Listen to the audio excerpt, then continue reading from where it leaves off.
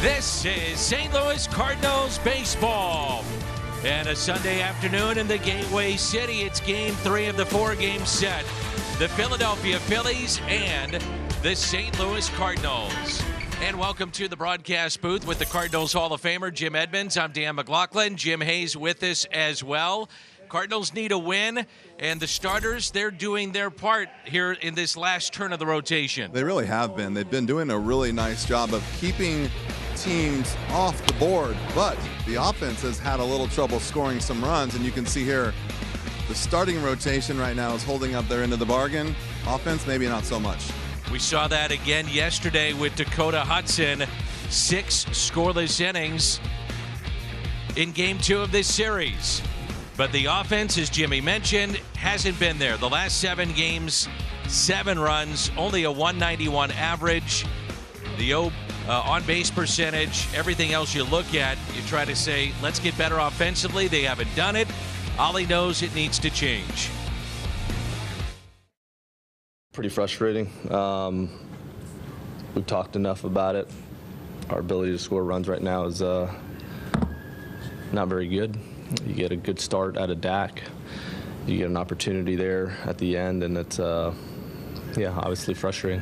When you look at teams that score and score often, they hit the ball hard. It's no different on the other side of it. On the pitching side, missing bats is important. Hitting the ball hard is important. When you look at what we've done over the last several weeks, there's not a lot of hard contact. This game's getting harder and harder to string together quality ABs, so you have to be able to drive the baseball. Been a frustrating run, and the Cardinals looking to change that.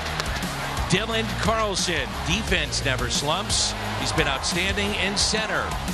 The studio takes a closer look at Dylan when we come back.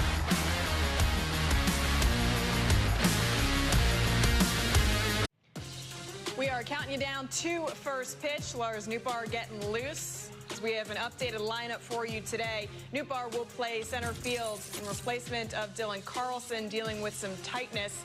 He will play center field. So here is your new and updated lineup for game 3 as the Cardinals look to take on the Phillies. Tommy Edman back up at the top of the lineup after sitting out for a couple of games. Now listen, Cardinals have lost 6 of 7. Their offense has struggled. They've only scored 7 runs in the last 7 games. But starting pitching has done their job over the last 4 starts. They have a sub-2 ERA. That is 5 earned runs in 25 innings pitched. The bullpen has also done their job. But the one constant for this team is their defense. Solid D all season long. As you take a look at their rank, double plays, defensive run saves, out above average. It is so important for this team in order to pull this off. And it doesn't matter who's in there, whether it's the starters, whether it's the replacements, guys who are coming in, getting reps, learning from those veterans.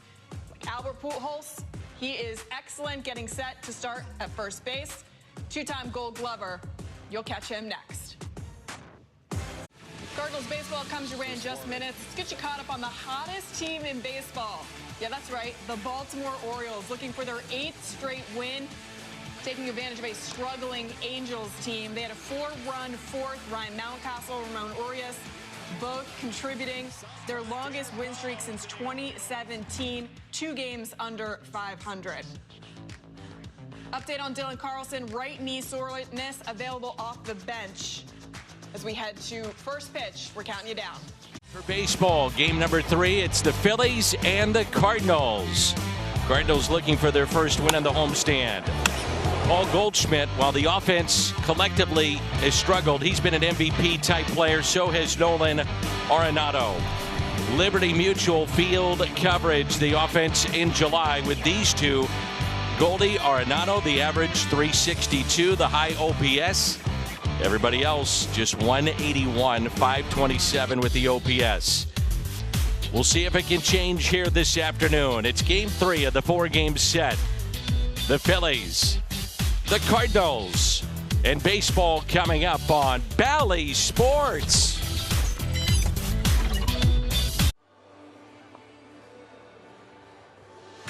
St. Louis Cardinals baseball on Bally Sports Midwest, brought to you by Budweiser, this Bud's for you. And by Chevrolet, the #1 selling brand in the St. Louis area.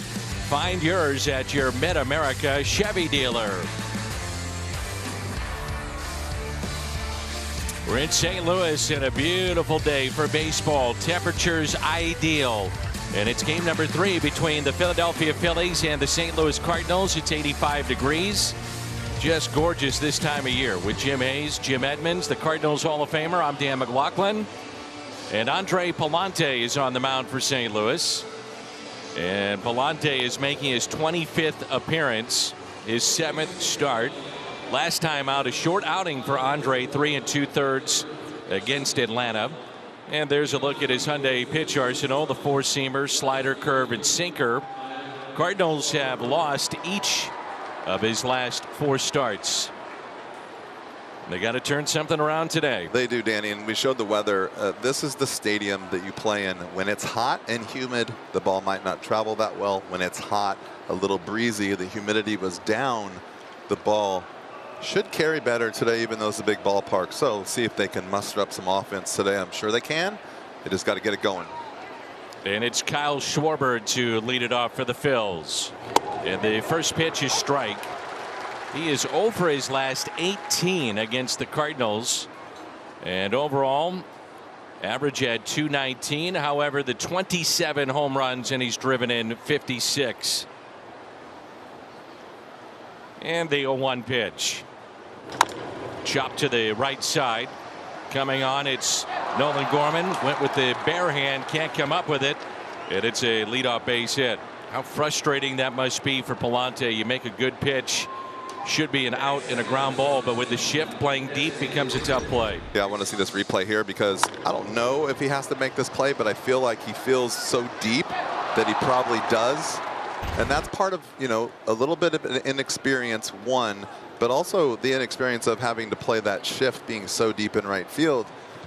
You know, he's only been doing this for a little bit of time up here in the big leagues, and that shift is more exaggerated up here than it would be at the minor league level. So that's a tough play for him, and no excuses, but that's one of those plays that, you know, like we talked about yesterday, either do or you don't, and if you don't, it looks bad no matter how you do it. Now Rhys Hoskins shift on the left side. Was talking to Ollie in his office today about the second baseman Nolan Gorman. There's the rest of the Phillies lineup, and he said really he's been better than we thought at second base defensively. We really like it. Yeah, I think so too. I really think that he's just going to get better. I think better than advertised as far as overall play. I don't think we can expect him to come up and hit .330 with 20 home runs a month, but I'm telling you what, this kid is going to be special. And then there's a few others out there that are still kind of slowly peaking. This team can be really special very soon. They just need to put it all together, and one, they need to get healthy. Yeah, that's starting to take a toll big time right now. Yeah, that's the #1 thing right now. They're just not healthy, and that even includes right before our first pitch, Dylan Carlson went out and scratched in the lineup with a sore right knee. So Nootbaar is in the outfield for St. Louis, and he is in center field. I mean, that's a blow just because of the way Dylan plays the game. He's been playing great center field. Thankfully, you have a guy out there in Nootbaar who can do pretty much the same stuff. He has just not gotten in a groove yet, but he can play defense, he can run, he can play center field. There's no way in this world, we were talking about this before the game, he should be hitting 158. Something's not right with him yet, but the defense will not struggle with him out there. And the 3-1 base hit into center. Schwarber stopping at second base, and runners at first and second to begin the ball game. So Nootbaar is in center, Dickerson at left, and Juan Yepes in right field. Round the horn presented by Dobbs. Sosa, Edman, Gorman, Pujols along the infield, and Austin Romine behind the plate. There's Nick Castellanos. Danny, what obviously we're on defense, but the other part of the struggles too is offense. Obviously, we've been watching for the last couple of days. We addressed it in the open, but we'll get more to it. But the whole bottom of that lineup's hitting under 200, and Sure. that's something I don't know if you can look at any other team in the league that has that issue right now. That's not helping. So 2 on, nobody out. And that backs up for a strike to Castellanos, hitting .248, 8 homers. He's driven in 44. I mean, you can make a case for some of those guys that haven't been able to play every day. Obviously, Albert's not playing every day. Lars up and down struggling. Sosa's not playing every day. Romine just got here, but there's got to be a way to find a more cohesive group, even though you do have a lot of injuries right now. Long look, the 0-1. Base hit out to left. Schwarber being waved in. The throw by Dickerson is cut off, and it's 1-0. 3 consecutive hits for the Phillies here in this first inning.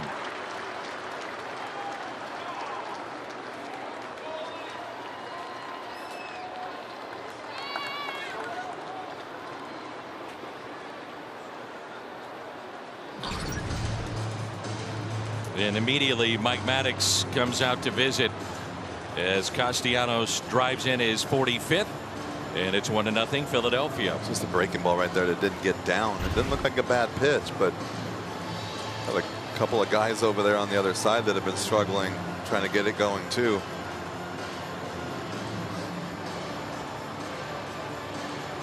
The Cardinals starters have been outstanding the last 3 games with a .95 ERA. And you had Waino give you the complete game on Friday night, a loss. Yesterday, the 6 innings by Hudson incorporated more of a slider yesterday, and that was beneficial for him. And 2 of the 3 starts have been quality starts. And here is Derek Hall. He had a key double in the 9th inning against Gallegos yesterday. And that pitch outside.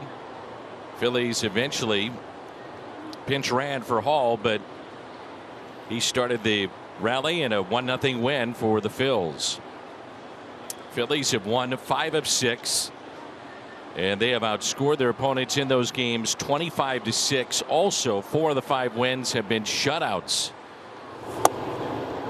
Off the plate, 2 balls, no strikes. Todd Titchener, the crew chief, calling the balls and strikes. John Bacon down at first. Rob Drake at second, and John Tumpane at third.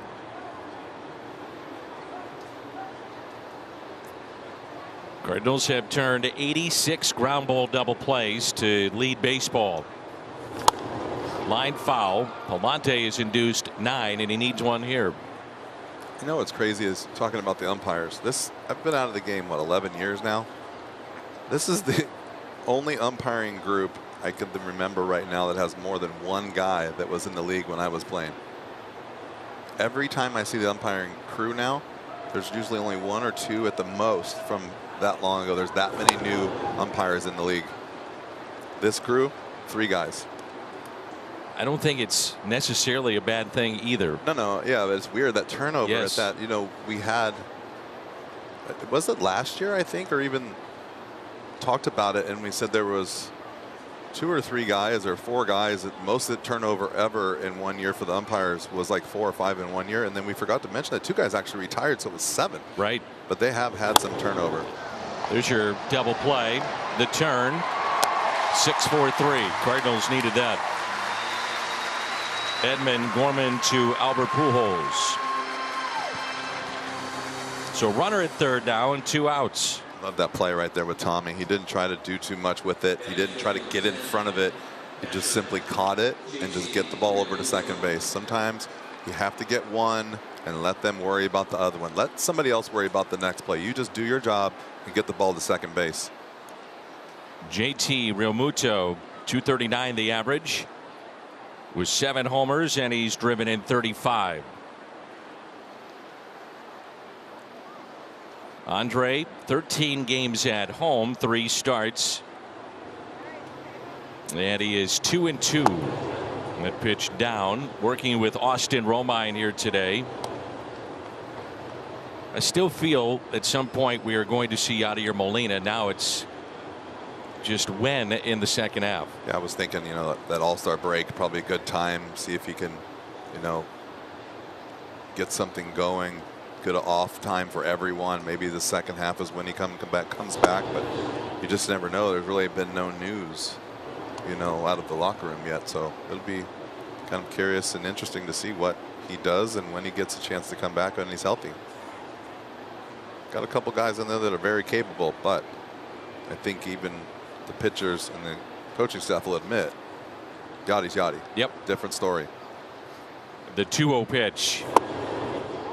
And it is 3-0. So 3 consecutive hits. Infield hit by Schwarber. Hoskins to center.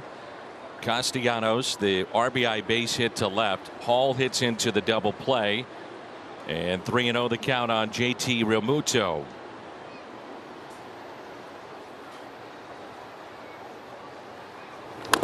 Swinging on 3-0. It's a good pitch right there. Down. Got to keep the ball down. Every base hit so far been kind of a little bit up in the zone. Breaking ball was a little higher than he wanted it. That's the other thing too. You're going to get guys on base. You got a guy on third. They're going to swing 3-0. They're going to be ready to hit.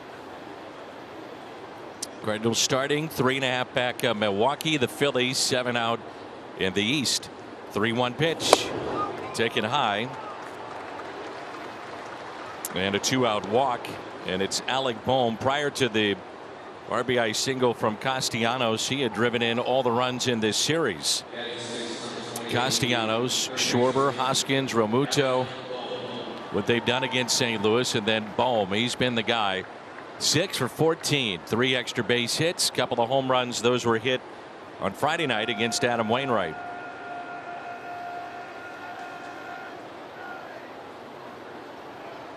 Runners at first and third. And 2 outs. Bohm in the series 3 for 5. And the first pitch chopped towards second. Gorman makes the play. Phillies strand a pair, but they jump out to an early lead against Andre Palante. We're at Busch Stadium in St. Louis, and coming up, Tommy Edman, Nolan Gorman, and Juan Yepez. Find a way. You ain't kidding. You have to figure a way to score some runs. You just, when you struggle, it makes it harder and harder each day. So figure a way to just get a run, especially early in the game. I mean, take a walk, start running the bases again, stealing bases and running hard and doing things and create something. See the lineup right here for the St. Louis Cardinals. I mean, there are guys out there that can play this game. Just got to do it. Tommy Edman at the top of the St. Louis lineup. Gorman, Yepez, Arenado, Dickerson, Albert Pujols, Lars Nootbaar, Edmundo Sosa, Austin Romine, Nick Nelson. So it's a bullpen start today. 22 games, 41 innings. And Nelson, the first out of their bullpen for this ball game. And the Phillies have won 4 of the 5 meetings against the Cardinals this season.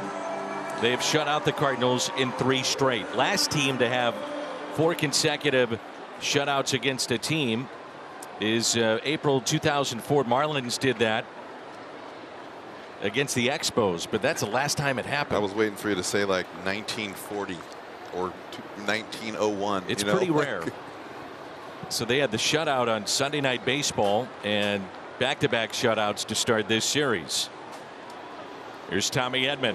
Well, we talked about it. Going to Philly, going to Atlanta, we thought it'd be tough. Especially it's tough to win, I think, in Philly. Tough place to play at times. But you didn't think when they came back that the offense would be struggling this bad. And the 0-1 pitch to Tommy. I think today, even though the lineup is a little bit sparse because of the injuries and the scratches, but I think when you struggle, I think sometimes when you start moving the lineup around, it not only admits that you're struggling, it also tells, hey, hey, Tommy, we know you're struggling, and so we're going to put, you know what I mean? Yeah. Instead of just saying, hey, come on, guys, I know we're struggling, let's just keep grinding it out and leaving your lineup alone. And I'm not knocking Ollie at all. I'm just saying, like, being a player, that's kind of sometimes like a kick in the butt the wrong way, and you're just like, oh, man, now I'm really on somebody's bad list, you know? And oh, players get sensitive, and it just doesn't, it makes it harder. But you got to, as a manager, you got to figure it out. You got to kind of move guys around. But I think it's the player's job to figure it out, you know? It's not the manager's job to twist and turn the lineup every time someone has a boo-boo. You got to figure it out on your own. And the 2-2 pitch to Edman. Pulled the string and a good changeup. Tommy is 4 for his last 34. Matt Fairling in center field. I've been giving the high school CBC, the college Notre Dame, Mary Queen of Peace as well as where he went to grade school. Have been blowing him up the last 4 days, rightfully so though. Or it's 3 days. It's nice to come home and play in your hometown. He's a good kid. I ran into his former teacher today prior to the game. Here's Nolan Gorman, his grade school teacher, and she commented on the fact that she was watching the games last weekend and said, I love that you brought up Mary Queen of Peace. He's a great kid, great family, did everything right, good student. I said, well, I'll make sure I'll say that today. Perfect. It's nice to hear. Yeah. I just love seeing when kids come back home, you know, just having the chance to play at Busch. It's neat. You know, I got to go back and play. I got to play in my hometown when I come up with the Angels. Never really got to go back there until the very, very end. But it's nothing like being from St. Louis and being able to play in this stadium. I mean, it's like, you know, what do we got? You think about the things that you could do that would be the most unbelievable thing in the world would be play for the Yankees, play for the Cardinals, maybe growing up in Chicago, playing for the Cubs, playing for the Cowboys, and football, you know, growing up in those hometowns. Hockey like Toronto, Montreal. Exactly. There's not many. But, man, it would be special to be from here and play here. And even if you're on the road. Miss. Even if you're on the road. Yeah. Dream come true. Now, the other side of it, I asked Matt, I said, what do you think it would be like? Because we were going through last weekend some of the requests that he had, knowing that this was going to be a 4-gamer. A lot of people want to see him be a part of the games, fans, family, that kind of thing. I said, what do you think it'd be like if you played in St. Louis? He said, I don't really want to think about it. He said, I've had my mom be the one to handle all the tickets and the requests and things of that nature, but it's a lot. I did it. It's tough. It really is. And it's not tough on the field. It's tough before the game. I used to have to come a half hour early to write down my pass list and give it to the guy. Because back in the day, they didn't count the tickets like they do now, and they didn't have tax credits and charge you and find a way to track it. You didn't have to really go around and ask your teammates. As long as you had enough tickets in the group, you could leave as many as you needed. But now it's like computerized and all this stuff, and it's a lot easier to track, but also probably easier to say no, because it's not like it used to be. But 30 minutes early each day, probably anywhere from 15 to 30, 35 tickets every game. I left for probably 3 or 4 years. Wow. It was tough, that part of it, but it was fun. Nothing like walking out of the stadium with your high school friends standing there waiting on you and just be like, hey. That's pretty cool. Really cool. Scott Cooper was St. Louis in that, played in Boston, 2-time All-Star, then got signed mid-90s to come to St. Louis, and it was not easy. It was an eye-opening experience for him because of all the different people that, not that they want to get a piece of you, they're excited for you, and you as the player are trying to accommodate them too. I would put it in the perspective of all of a sudden being thrust in maybe the best player in baseball. Like what Albert Pujols went through every day, what Barry Bonds went through, what these guys go through on a daily basis, what a real star goes through. That's kind of what happens to you when you play in your hometown. It's the treatment you have to deal with. You got to figure it out too. Good start for Nelson. Strikes out the side. 1-0 Phils. What do you got, Cat? Danny, and Jimmy, when a team hits a rough stretch, some players will try anything to change their luck. Today, Miles Michaelis tried Sage for the best coverage in the game. We go to the T-Mobile coverage cam. Miles walked the entire outfield with Sage earlier today. Miles told me just trying to get some good energy in here, some cleansing, and a little bit of a new beginning for us. Miles has used Sage before, he says successfully. So why Sage? Miles told me Sage is one of the 3 sacred herbs, and it can't hurt. Danny, why not Sage? All right. Did you ask him if he sat it on home plate and left it there for a while? Because that's kind of the area that's needed.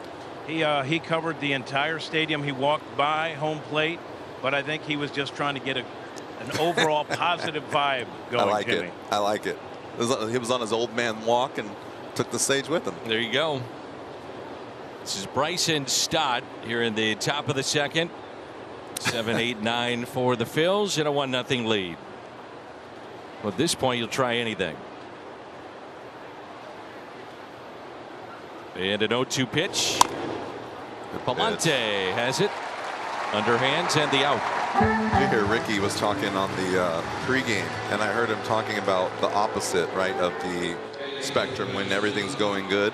And I heard him say he has heard teammates that when things are really good go through routines, and he said he'd had guys that even stop at a green light because the day before they stopped at the stop sign or at a light, it was red, and they had 4 hits, so the next day they stopped even though the light was green. He also said, this is Veerling, who's hitting .239, 3 home runs, and has driven in 11, that when he got traded to the Dodgers, that they had a tradition in their bullpen. Certain innings, certain guys sat at a seat, and then you had to get up and move to a different seat. 1 ball, 1 strike.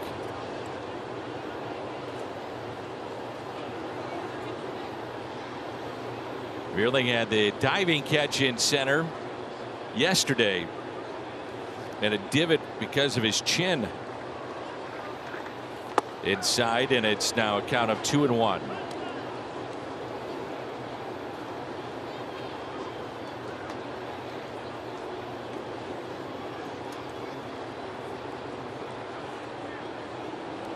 And the 2-1 pitch is out of play, 2-2. So the Cardinals drafted Veerling, 30th round, did not sign, went to college, and last weekend in the clubhouse, Albert was giving John Mozeliak a lot of trouble. He said, how'd you let this guy go? He's a good player. And he said, well, we did draft him, but he wanted to go to college. And it's fouled back. And he's played everywhere on the diamond right now for Rob Thompson, the interim manager, who's trying to pick up win number 25 in his first 35 games. They have gotten hot. And a 2-2 off the plate. He's a 4-year starter at CBC. His senior year, they won the Missouri State High School Championship. And the 3-2. The fly ball into right field. Juan Yepes there and makes the catch. MLB.TV is now $94.99. You can watch out of market regular season games live or on demand, plus MLB Big Inning. Blackout and other restrictions apply. Visit MLB.TV for details. Here's Jairo Munoz, and Jimmy, you'll notice a slim down Jairo Munoz. I love this kid. I enjoyed watching him play, being around him. He's just one of those guys that has that infectious attitude, smiles, plays hard. And he does look a little slimmed down. Philly said he came into camp in tremendous condition. And the 0-1 pitch. Fastball. Catches the inside corner. 0-2. Seems like he's been around forever. He's still only 27 years old. And the 0-2 pitch by Palante. By the way, did you notice where Yepes caught that baseball? Yep. Caught it up by his face. He's been letting it go kind of towards lower, his chest area or even his waist. And they've been working on him to get the glove up. Yeah, that's you want to keep the ball up by your face. You want to see the ball go into your glove. You don't want to lose it at all. That ball travels too low by your chest. You kind of, the ball can go in front of your eyes sometimes and lose track of what's going on. Arenado coming up, the DH today. The Cardinals and Valley Sports Midwest pay tribute to local military men and women stationed across the globe serving our country. Join us to say thank you through the shared love of Cardinals baseball. Valley Sports salutes coming Friday, July 15th. Arenado hitting .400 here in the month of July. 3 home runs, And he'll lead it off. Since the Cardinals had that 4-home run day in Philly, it was on July 2nd. They've hit just 3 homers and have a total of 10 extra bases. At 266 at bat since then. 5 straight games without a home run. Connor Capel, the last to hit one, 206 at bats ago.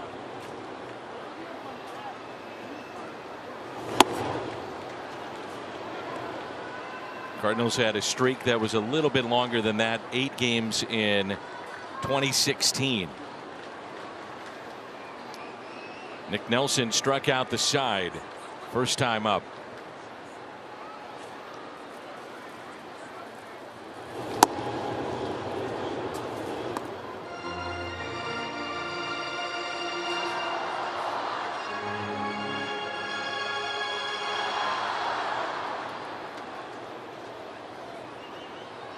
Been pretty simple. It's fastballs in.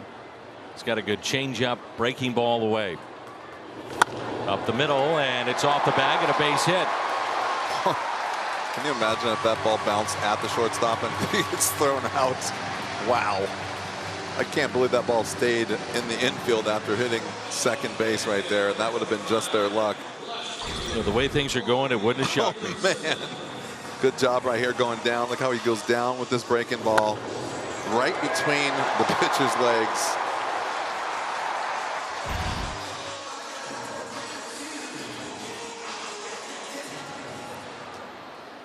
There's Corey Dickerson hitting 188, returned this weekend from the IL.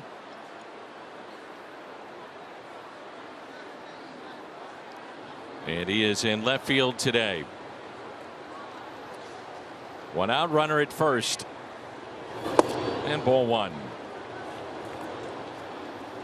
Last time a shutout in 3 straight for the Cardinals was in October of 2015, and that was against Atlanta.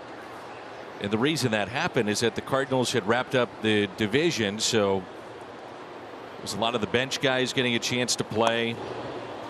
Remember just seeing a lot of quick swings and trying to get out of Atlanta and get to the playoffs.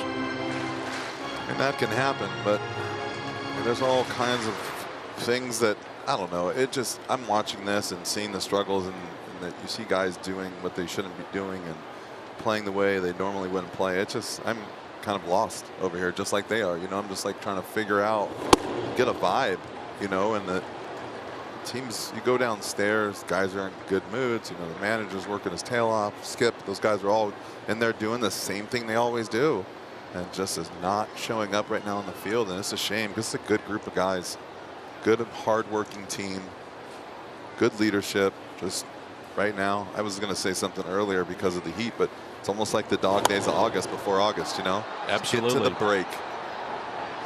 Popped up on the infield, and the catch made by Hall. And it brings in Albert.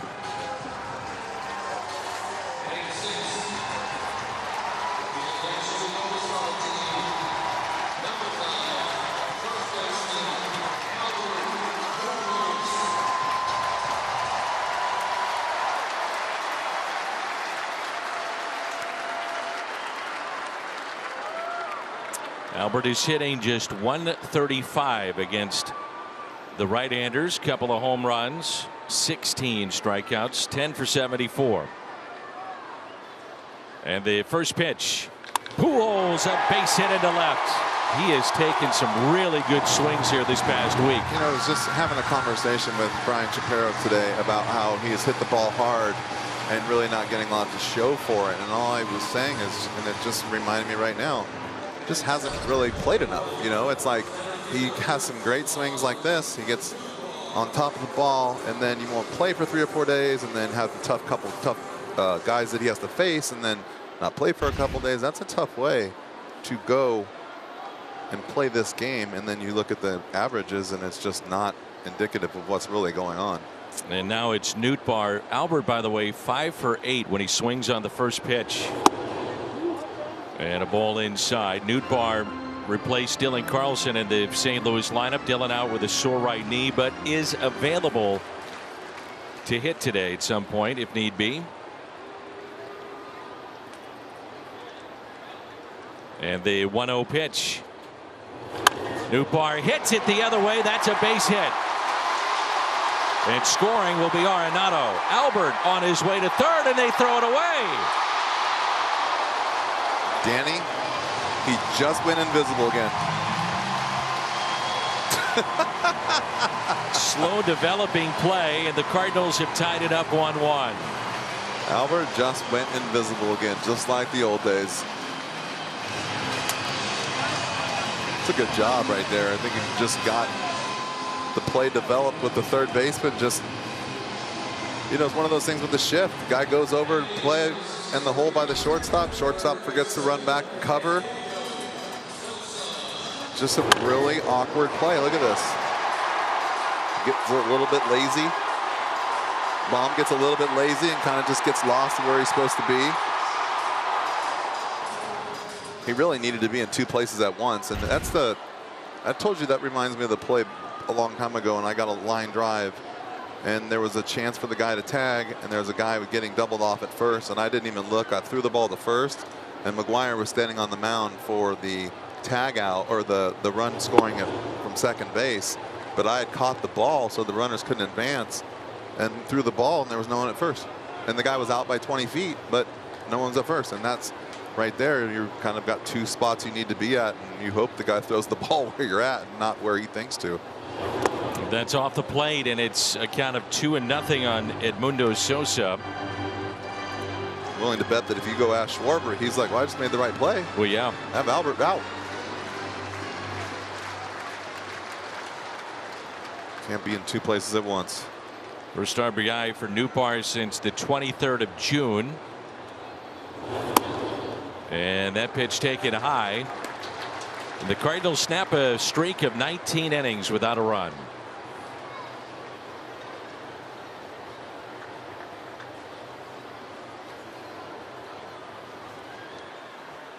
And the 3-0 pitch.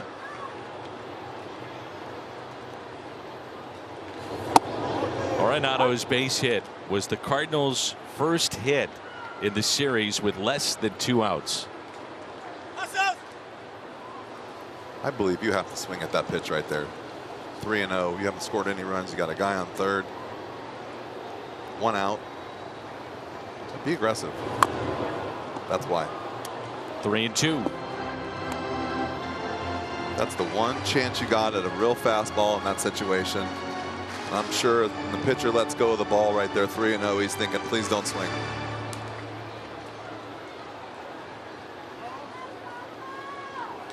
Runners at second and third. 1 down. 3-2. Bases loaded for Austin Romine. Really 3 generations of Cardinals scoring that first run, contributing to it. Arenado's 31. Starve right now. Albert 42. And Nootbaar just 24. He just came up with a whole another section of stats. I like it. Whatever it takes. You got it. That's the key. Cardinal family tree. And now the base is loaded for Austin Romine. Jerry's Familia, the former Mets closer. A couple of stints in New York, getting loose in the bullpen. The Cardinals had a runner at third late in the game yesterday. 9th inning, could not score. With nobody out. Got to get some runs going here. Romine, the base is loaded. Does not have a grand slam. He's 8 for 30 in his career. I just feel like this is like the simple thing, right? Where this is the fly ball time. You got to get this run in. Hit a fly ball at the middle, right center. You know, just get the run in. Let the next innings take care of themselves. Let the guy, let Tommy take care of his next at bat. But do your job right now. And that's really the reason why I said I thought Sosa should have swung 3-0. He's at first base, great, but you really need to get this run in. And the 1-2 pitch to Romine. Fouled back. This is my personal opinion, my personal style of hitting. Especially when you're struggling.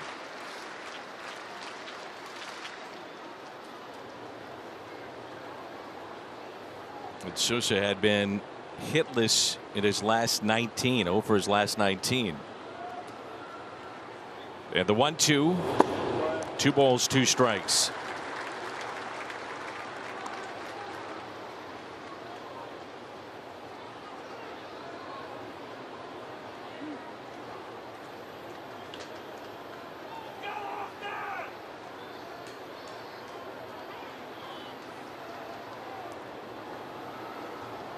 And the 2-2 pitch with the bases loaded.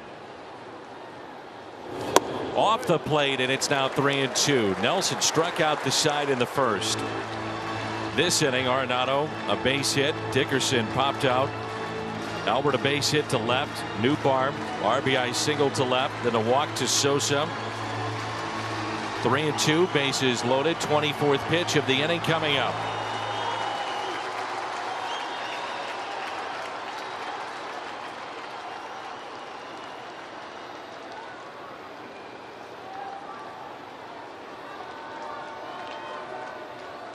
Nelson making his 23rd appearance this year. Last pitch 3 days ago, couple of innings against Washington. 3-2 pitch. His 4th strikeout.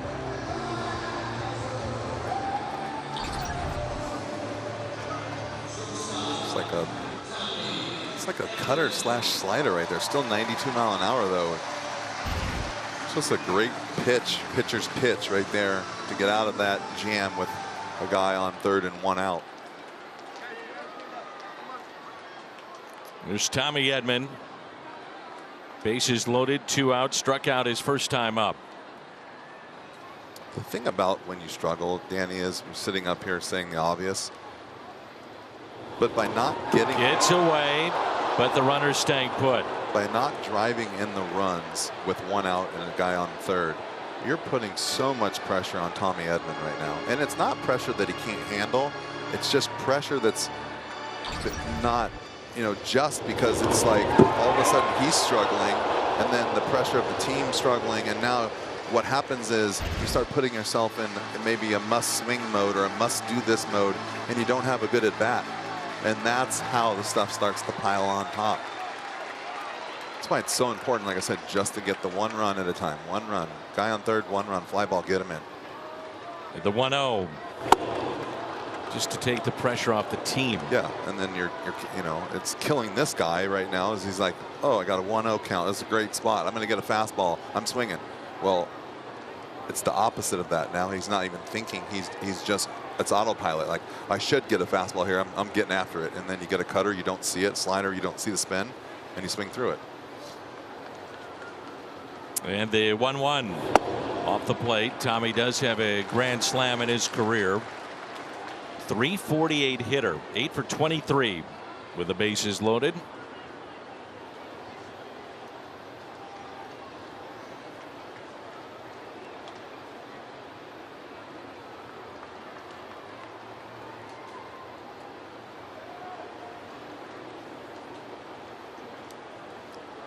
The 2-1 pitch. Little chopper hit to first, glove there by Hall. He'll step on the bag. Cardinals have tied it up. We played 2, and it's 1-1 on this Sunday afternoon. Albert with the base hit. And Lars the RBI.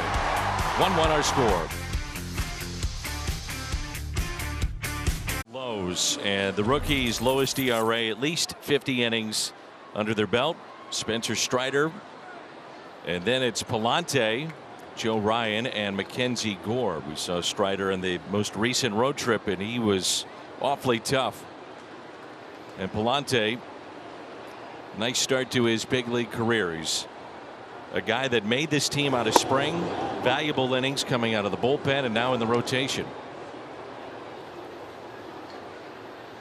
Top of the lineup, and Kyle Schwarber, infield hit, run scored back in the first inning. Shift on the right side.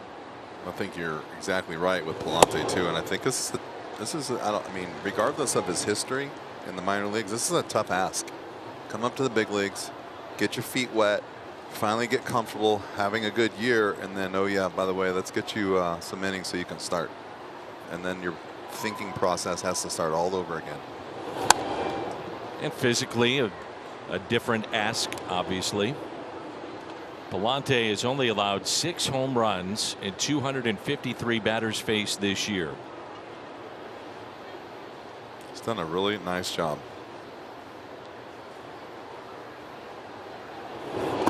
In terms of his innings, he's 5th in innings, 59 1/3 and counting.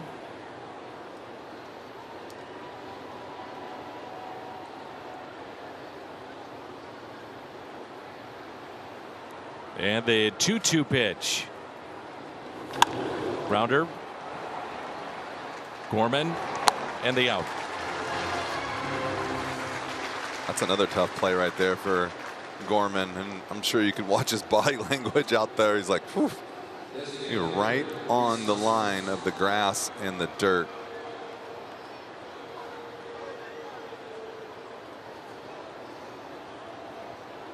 There's Rhys Hoskins, a base hit to center field.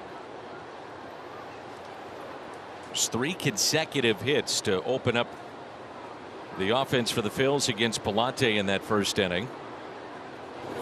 And there's strike 1.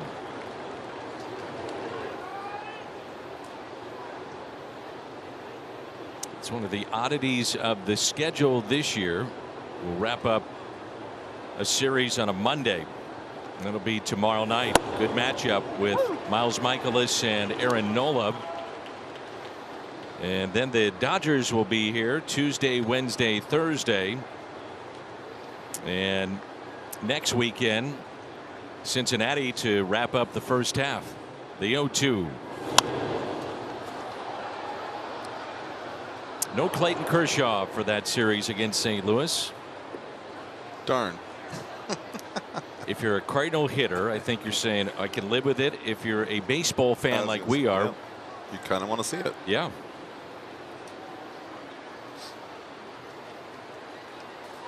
Oh, 2 pitch. Foul back.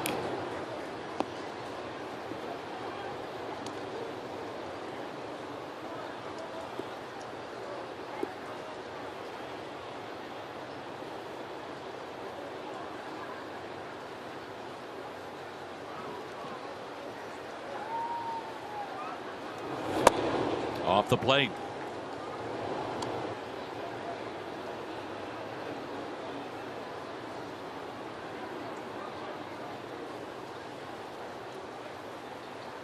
And the 1-2 pitch, Pallante to Hoskins. 2 hops. Edman. 2 away.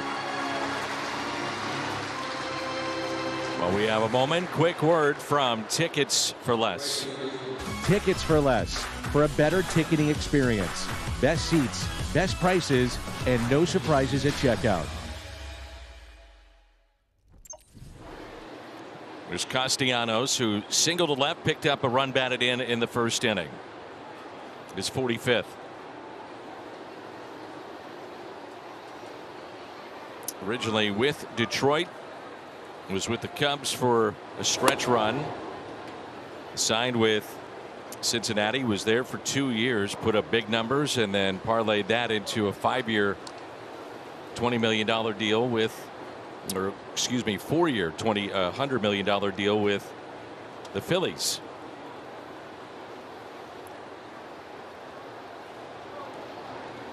And the 1-0. 1 ball and 1 strike. He opted out, right? Opted out of the contract. Correct. And got himself a big contract. Smart move. And a ground ball hit to third, taken by Sosa. And a 1-2-3 for Andre Pallante.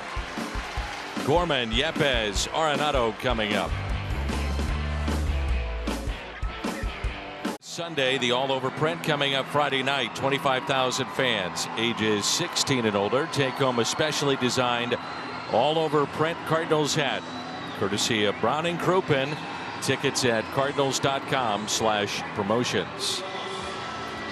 Jerry's Familia, the Chevy Colt to the pen, making his 31st appearance. Last pitched 5 days ago, went an inning, against Washington. Unscored upon in his last 3 outings. And Familia, in relief of Nelson, went 2 innings. Gave up a run on 3 hits, struck out 4, walked a man. You're going to see good fastball, about 95 slider, and I think he still has a split-fingered fastball, which is the pitch that you don't see very often anymore. What do you think that is? The elbow. Yep. Keeping guys healthy. Yeah. I just think the force of the elbow. You've ever thrown, you know, it's like throwing a tennis ball, basically, or when you throw a baseball when it's raining and your fingers slip and your arm thinks it's throwing something that's not there, and you get this shock wave through your elbow. I think that over time that has got to take some toll. You can walk around in a brace like me. Also throwing, it's Christopher Sanchez. We thought he might make the start today. They went with Nelson. Familia at one point had 51 saves back in 2016. Year before that he had 43. Came up with the Mets all the way back in 2012. He's had a nice career in the back end of a bullpen. Yeah, it's funny how quickly it can fade, huh? Yep.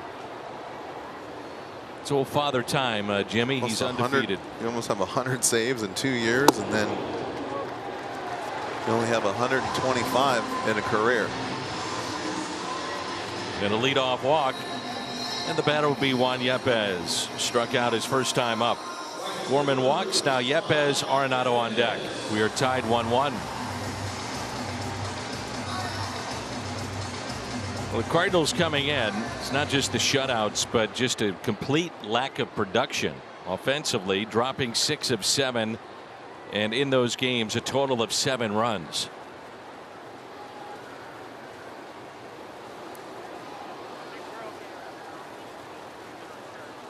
A shift on the left side of the infield, and a fastball and a strike at 97. He'd still bring it. The average of his fastballs so far this year are 95, so clearly can bump it up a couple of miles an hour when needed or when feeling good. Hadn't pitched in a couple days. In terms of the Mets, Familia is 4th among relievers all time in strikeouts, 5th in wins and innings pitched. And a long run with the New York Mets. Was traded at the deadline of 18 to Oakland and then re-signed with the Mets for another 3 years. Slowly hit up the third base line. Bohm makes the play.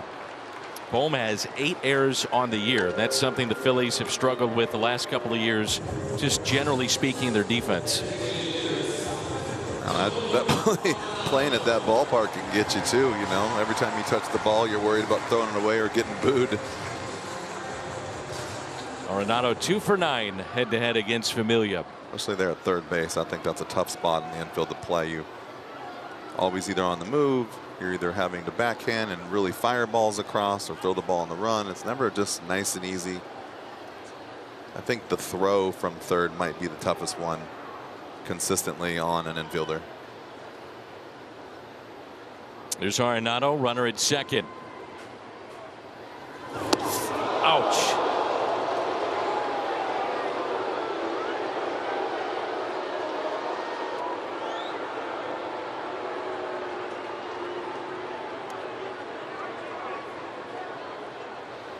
I don't think that got the back end, maybe a little bit above, lower back. Ouch. That is not a good spot.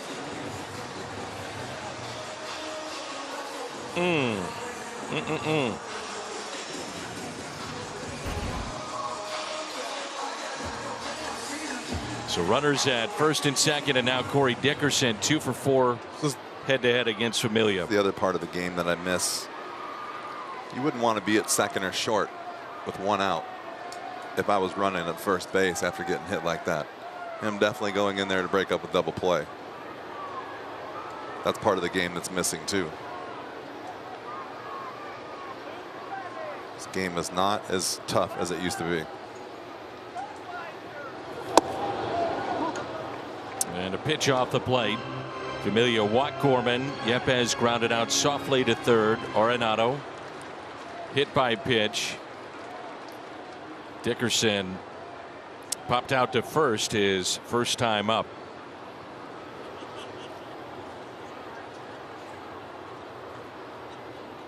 And the 1-0 pitch.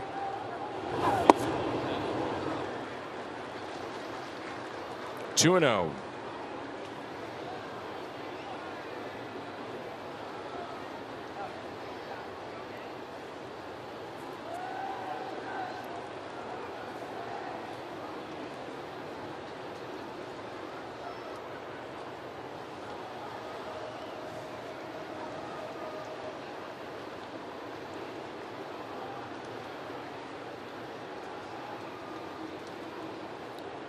The 2-0 way outside, and it's 3 balls and no strikes.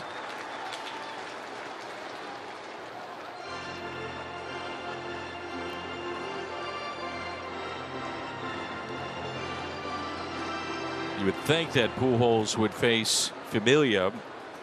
They've got the lefty up, but I wouldn't think you want Albert to face a lefty.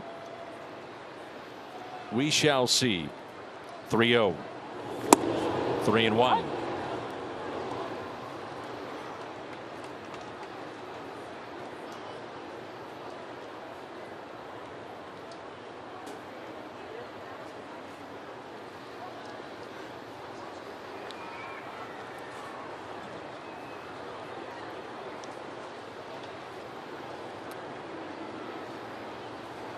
And the next to Dickerson.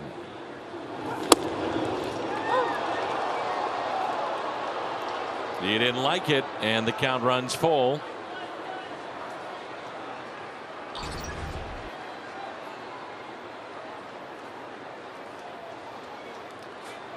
Borderline pitch. I think that's a tough pitch to give as an umpire too. It kind of would frustrate me. He played umpire Todd Tichenor. He's a good umpire, and that's a strike, but you don't see guys giving borderline pitches after throwing the ball all over the place for 4 or 5 pitches in a row. The 3-2 pitch.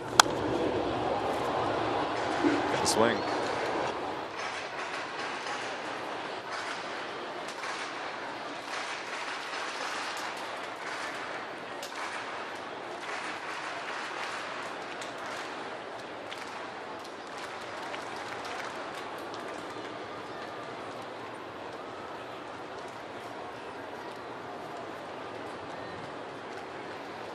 Runners at first and second. 3-2 the count. And thankfully, here we come with the 3-2 pitch. Runners go, and it's fouled back. Pitch clock, it will be here next year. Saw you with your stopwatch out for a second right there. Game just came to a screeching halt.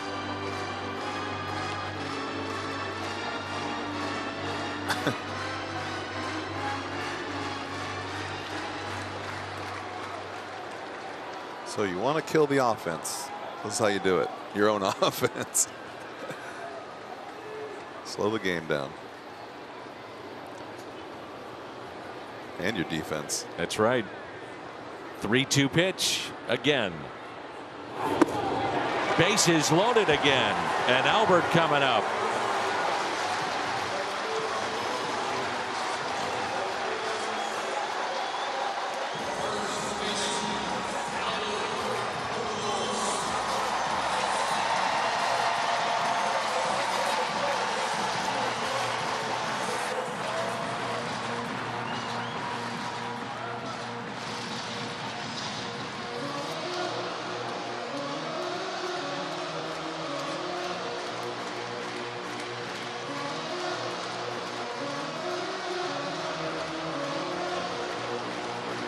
Caleb Cotham, the pitching coach of the Phillies, out to visit with Familia. Head-to-head against Albert. Pujols is 0 for 3, but they haven't seen each other since 2018. Albert Pujols, the owner of 15 career Grand Slams.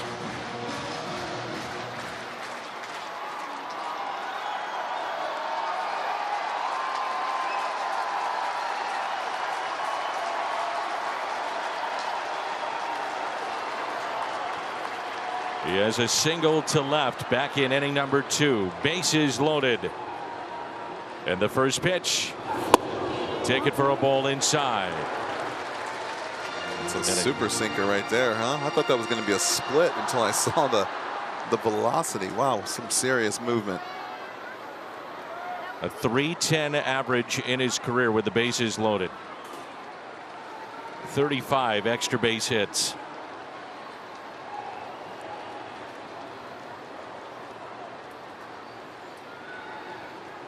The 1-0. 2 balls and no strikes. Almost had a home run in Friday night's game.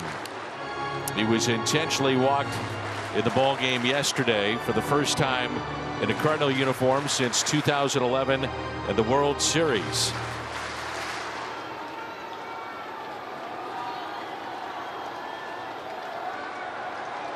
I'm saying he's swinging right here. The 2-0. Pujols hits into a double play. And the threat is through. We're tied 1-1.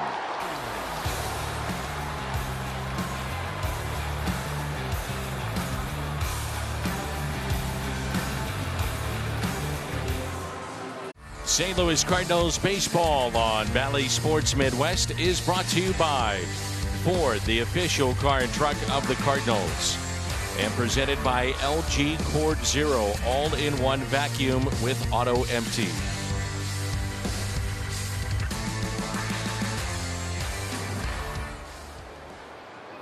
And now it is Derek Hall. Hit into a double play first time up. And that pitch taken low for a ball. Realmuto on deck, and then Alec Bohm. 1-1 our score. We can't say today the Cardinals again haven't had opportunities. Runner at third, less than 2 outs, and then bases loaded just moments ago with Albert up and hits into a double play. Outfield straightaway, and the 2-0 is swung on and fouled.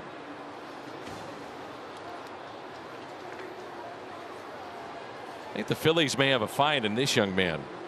Yes. He can swing it.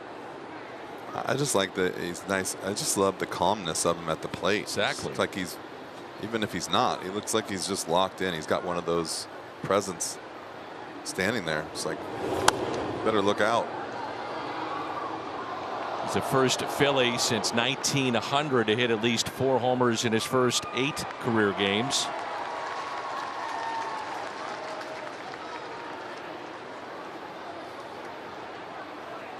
Fourteenth round selection in 2016. And a base hit. Well, if you can hit home runs and then stroke the ball the other way, use the entire field with the strength that he's got, that's it's just a nice smooth a good combination. Yeah, right. Exactly. Just a fastball away. Doesn't get it where he wants it. Just a nice easy swing.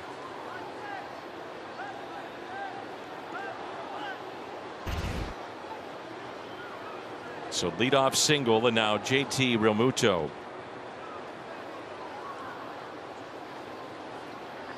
Get the feeling, Jimmy, the Phillies are going to be in this all year. They had the tough start, but mid-August they're hopeful to get Bryce Harper back, the MVP. Clearly they're pitching well, and this lineup is pretty darn good. There's some length in this lineup. The problem for them is that they're in a division in which you've got Scherzer, you've got DeGrom, and you've got the Atlanta Braves. Yeah. They're 7 back, but the wild card could change that. I'm willing to bet that within getting really close to the middle of August, you would see both of those teams right on top of the Mets. Both of them. Because both of those teams are good quality teams. This team has gotten hot, and it's hard to keep up with the pace that the Mets set for themselves early, and especially with their injuries. So I would look for this race to tighten up really soon after the All-Star break. And the 0-2 pitch to Realmuto, who walked back in the first inning. Could be 2, 4, 6, 3. Realmuto could really run. He's got 11 steals. You think, well, it's a catcher. That's a easy double play. He can run. He's a very good athlete. The Cardinals turned their second double play in the 88th this year.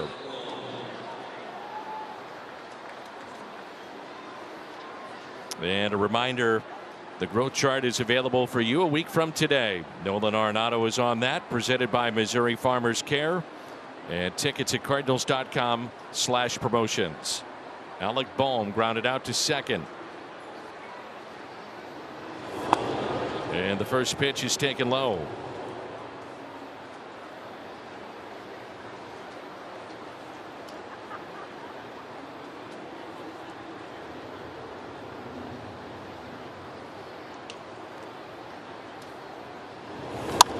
Lined foul. I always wonder when a guy like Goldie gets hit, or Arenado, Albert, big stars, if you may see somebody in the remainder of this game, or maybe even tomorrow, that wears it for the Phils. I was going to say, I would think that Baum was a little nervous for the first pitch. I would have been, being a third baseman. And the base hit into right may have clipped the edge of the glove of Nolan Gorman in a diving attempt and a base hit. Being the third baseman, coming up with 2 outs after that last inning with Arenado getting hit, I would have definitely been on my heels at first pitch. And the series he's had. Yeah. This ball's just hit way too hard for Gorman to make this play. I mean, he doesn't have enough time to get over there to make the play, even though he does a nice try. It's that sticky grass. Told you, when you dive on that grass, it doesn't slide like you would think. It's so moist and it's so hot out there that from the humidity, the grass is like almost like Velcro. The ball will skip on it a little bit, but you won't. And Stott the base hit into right field. Stopping at second, Bohm back-to-back singles with 2 outs. That single by Bohm was hit 105 miles an hour, so not a whole lot of chance for reaction time. And it brings in Matt Vierling after the base hit from Stott, who was selected by the Phillies 14th overall in 2019. First college shortstop, by the way, that the Phillies had drafted. They had Jimmy Rollins, who came out of California, and Larry Boa went undrafted. Had a few shortstops in Philly for a long time. Phillies 1 for 3 today, with runners in scoring position, and 2 for 6 in the series so far. Imagine that. Larry Boa, undrafted, and then has played in the second most games ever in the National League at shortstop behind Ozzie. You know what he was? He was a gamer. Yep. No better name for him than that. I mean, that is a great compliment. A great baseball man. Is almost too much of a baseball man. He had a hard time, controlling the emotional side of it because he was so fiery as a player. He couldn't turn it off as a coach, and he taught me a lot, man. He was awesome to be around day in and day out, even though sometimes he was hard to listen to as far as his competitiveness. Tommy tried to keep it on the infield. He can't. Nootbaar, his throw to third, that's not in time. And on an 0-2 pitch, Vierling puts the Phillies back on top. It's 4 hits in the inning and 3 consecutive. And is Mike Maddox going to visit? Probably should. Well, it's interesting too. You think about what the Cardinals have been getting done to them offensively. It's been jammed in and soft away, and that's really the first pitch that's middle in, but missed a little bit. But the last 4 hits, other than that one, have been up and out over the plate to hit, and thus you get 4 hits in an inning and another run scored. Edman did everything he could to make sure that he would try to stay on the infield and then have the bases loaded. Instead, runners at the corners for Jairo Munoz, who struck out swinging back in the second inning. Phillies with 7 hits today against Andre Palante, and 4 of those coming in this inning. It's frustrating too. Two Ground outs, you balls, had him yeah. 0-2. Yeah, and just ground balls, but they're just getting through the infield. They're just enough of the plate to get some of the barrel. And, you know, like I said, that ball in the infield that was hit to second base was hit 100 miles an hour. And you just, those are balls that just add up. Even though they're not hitting in the gaps and they're not running the bases, doubles and triples and home runs, can't give up that many line drives in one inning. So 2 outs and 2 on.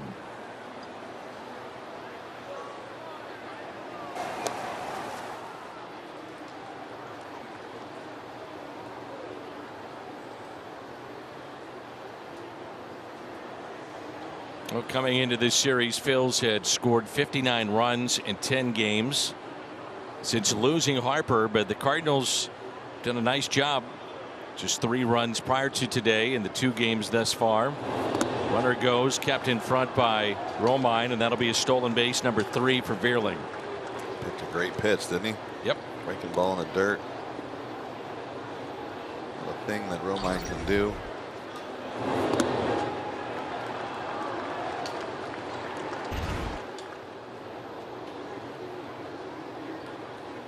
Well, you get the feeling this is a big at bat. You don't want to go down 4-1 with the way the offense has been rolling, or lack thereof.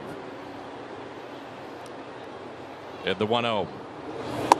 Good pitch. 1 ball, 1 strike. 7 different Phillies with a hit today. Munoz, Realmuto, the only Phils in their lineup without a base hit. They're scattering them. They're catching up with them, though.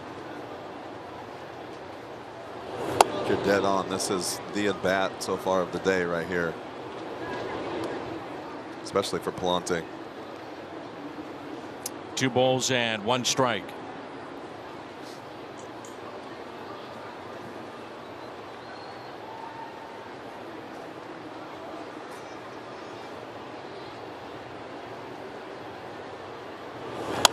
Lined foul just above the Cardinal dugout into the netting.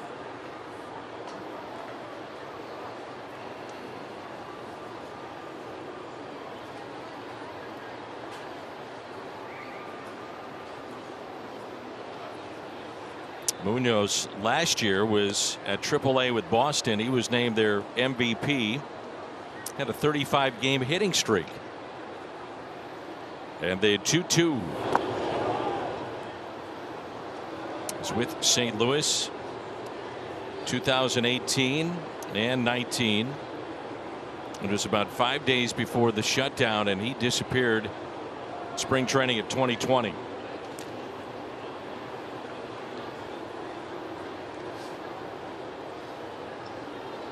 He had a brother that actually pitched in 7 minor league seasons with the Phils. 3-2. Swing and a miss. He's got 2 strikeouts. Both have been up Jairo Munoz. The big one right there, Danny. Nootbaar, Sosa, Romine coming up, and it's 2-1. Cardinals celebrating Christmas in July. That'll be this Thursday. Doesn't matter if you've been naughty or nice, because all fans who purchase a Christmas in July themed ticket receive an exclusive Cousin Freddie bobblehead. That's right, Freddie. Cross between Fredbird, Cousin Eddie. Tickets available now at Cardinals.com/theme. New pitcher in. It is the lefty Christopher Sanchez in our Chevy Colt to the pen. Yes, sir. You know what my conversation was at dinner last night? I'm sure you're going to tell me. Cannot believe you didn't like Cousin Eddie. That's what Cousin Eddie. No, Courtney said that to me. Oh. She's like, I can't believe Danny brought that up and you just don't. That's not your movie. And I was like, yeah, I like the other one. Clark. You like Clark. I just thought of that right now. I'm like, she actually asked me that after the game. Cousin Eddie's. At least she was watching, I guess. Wonderful father and a wholesome family. And the first pitch, a strike. It's going to be me here pretty soon. I'm going to get myself a motorhome. Just start cruising around, seeing all my old friends.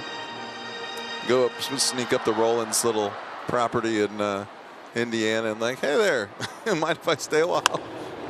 Slow roller, right side. Sanchez to the bag, and they get Nootbaar. Was the RBI single for the Cardinals back in inning number 2. Follow John Daly around the country. Now, what would Scott Rowland do if all of a sudden you showed up in Indiana at his place and maybe you needed to take care of some of the business with your motorhome like Cousin Eddie did? What would Scott Rowland do? He would probably point me across the street. It's like, go park over there. As dry as it could go, too, without even any laughter. He would just like point. Yeah, not even say hello. No, he would just point. Go over there. What a beauty he was. I think he's headed to the Hall of Fame too, Jimmy. I hope so. I really believe that. He's close. He's trending. And these two teams know all about Scott Rowland. Phillies had him. He was a Rookie of the Year. Cardinals made the deal to bring him to St. Louis. A massive deal that was. I don't know how they pulled that one off, but another one of Walt Jocketty's miracles.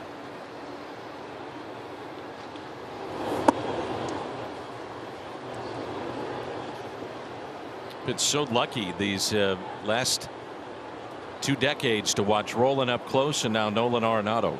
2 of the best ever. Kidding. It's funny. I mean, you see those guys, Jimmy, and you get used to it. I hope I don't take it for granted, but when they're not here and you see other players play, and it's no disrespect to those players, they're great. They're major leaguers, but those guys are on another level. There's Bohm. They get Sosa by step, and there's 2 away. I throw you in that category. I throw Albert, Yachty. I'll throw Yachty in that category. I was going to say we've been very lucky with some of the players that we've had here over the years. I would throw even Renteria in that class as far as just watching him play day to day, is how much of a professional and how good he was. Although he's not at the level of, say, Scotty and Nolan, but I mean, just one of those guys that you loved watching every day and being a teammate with. Yachty, obviously, Albert, like you said, some good ones. Fans have been lucky. Austin Romine. I truly believe that your case for the Hall of Fame will be looked at with more scrutiny, and I think we're finding that too.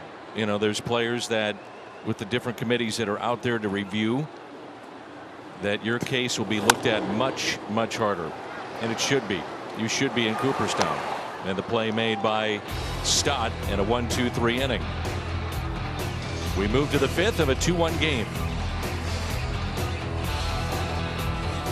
See, injury report: Harrison Bader has missed 12 games since going on the IL, and it's not clear when he'll be back. He hopes it's soon. Bader is dealing with plantar fasciitis in his right foot. It's a painful injury, and Bader says it had limited him before he went on the IL. Bader told me the goal is to get back to playing where you're not thinking about it and can just play. This time is about getting myself right to be who I can be for this team. Bader said whether it takes a couple of days before the All-Star break or a couple of days after it, I don't have a crystal ball, but Danny, Bader says he's doing everything he can to get back as soon as possible. All right, Jimmy, thank you. And a ball taken there by Schwarber, top of the lineup. Cardinals really miss him. They miss O'Neill. It's 2 guys that are Gold Glovers too in left and center. And the 1-0 pitch to Schwarber, who has an infield hit. Run scored. And a fly ball lifted out to center.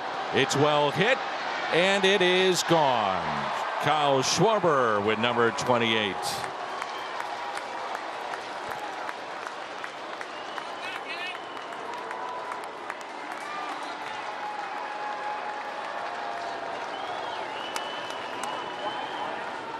He's got lightning quick hands.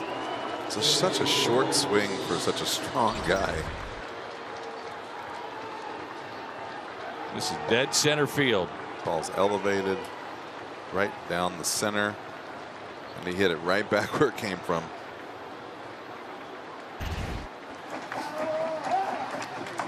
His 28th home run, and he's driven in 57.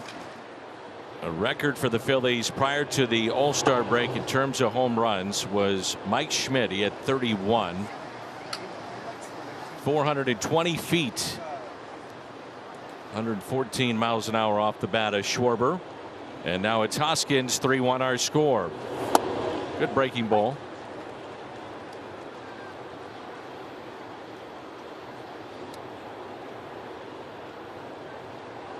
Hoskins with a single to center and a ground out to short.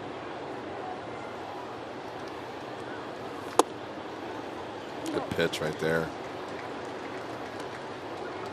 What's that? Make it look like a strike and have it end up a ball.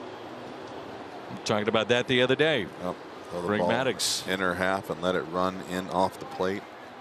Try to get some swings and misses or some guys off balance a little bit.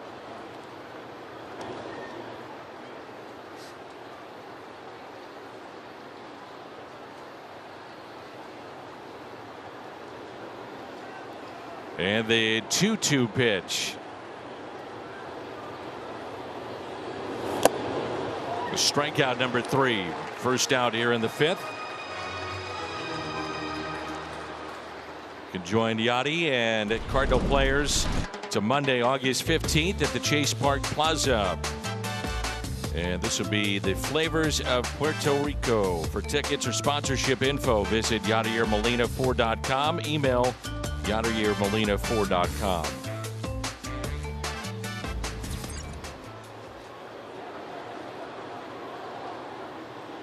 There's Castellanos. 1 for 2.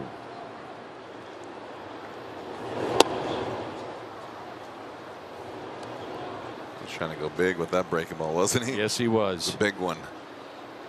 Watch this big breaking ball. I'm going to get over the plate my first pitch.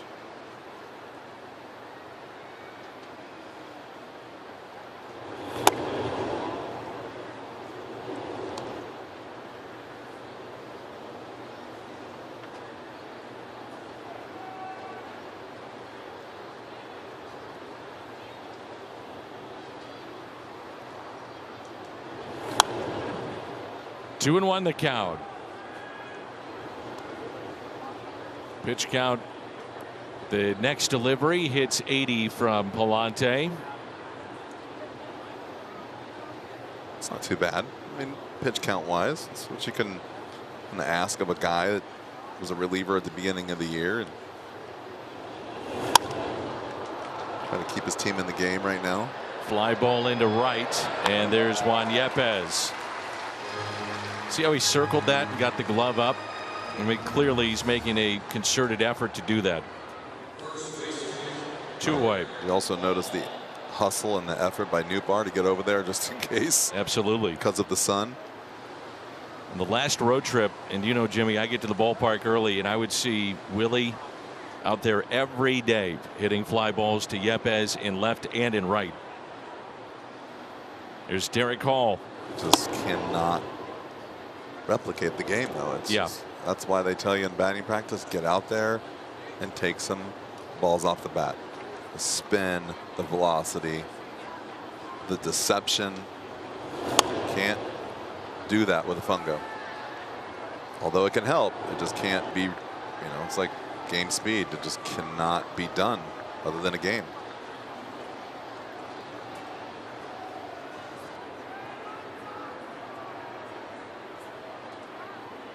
And the 1-1 pitch to Derek Hall. Grounder foul. He is singled to left and also hit into a double play. I'll be at Family Golf and Learning Center tonight and emceeing the event for John Jay.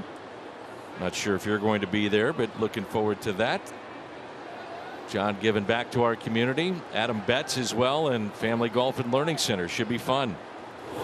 It's off the plate. I thought it was cool that we had seen that John is now in town a little bit more in the summer with his family here and stuff, and stopped by the booth twice in the last 2 homestands. Good baseball guy. Hits sharply to first, and there's Pujols on the line to make the play. Home run hit by Schwarber. His 28th. 3-1 Phils. Beautiful day here at Busch Stadium. Cardinals trailing 3-1. At the top of the St. Louis lineup, Tommy Edman, Nolan Gorman, and Juan Yepez. Cardinals with 3 hits and a run. They've had opportunities in this game. They had the bases loaded with 1 out, did not score. That was in the 2nd inning. Bases loaded, 1 out in the 3rd, and did not score. Danny, this is the Jim Edmonds must score a run inning today. That inning has been fluctuating. Yeah, and this is the one that has to be done. Okay. This is the time of the game that the top of the lineup is up. Got to try to push something across. You got to catch up. And you got to start now. The strike on the inside corner, 0-2. Tommy from this side of the plate hitting .284.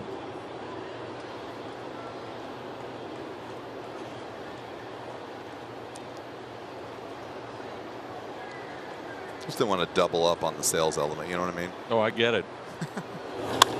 As Tommy lifts it in the air out to deep center field. Veerling back makes the catch.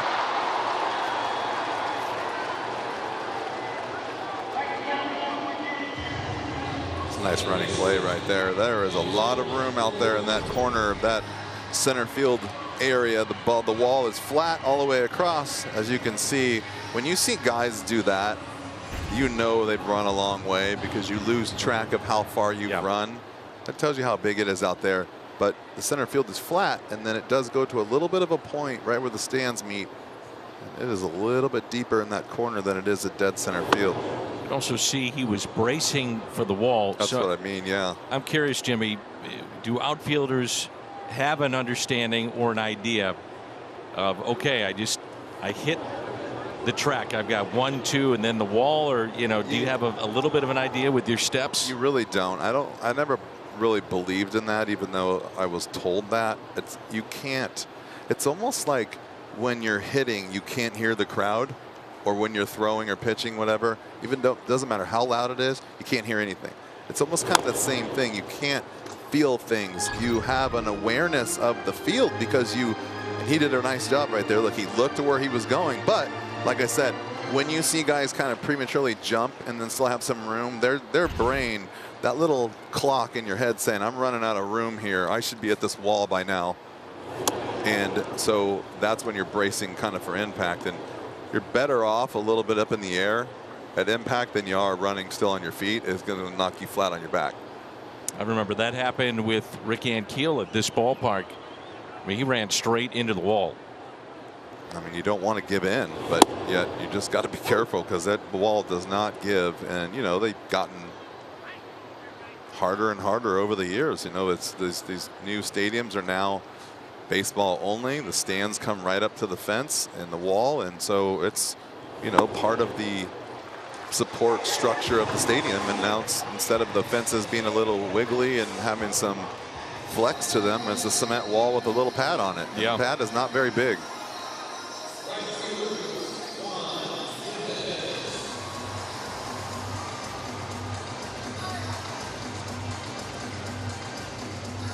Cardinals, that's their 4th walk they've received. 2nd for Nolan Gorman, and now Juan Yepez 0 for 2. He is struck out, grounded out to 3rd. And I came up with the Angels. The field was made for football and baseball, and they took the fence out. So basically it was a chain link fence that was just set in the hole and then covered up by pads and the green tarp, basically. And so what I figured out really quick was, after a few weeks, I could run full speed into the fence and not get hurt. And that was all I needed to know. Never have to slow down for another baseball again as long as I live in Anaheim Stadium until they redid the stadium, and then right back to the cement wall. And Yepez lifts it in the air to left center. Catch made near the track by Veerling, and back to first goes Gorman. That's out number 2. Well, we have a moment. Quick word from Jack in the Box. My $5.99 double bacon cheesy Jack combo with double the bacon and double the cheese. Order on the Jack app today.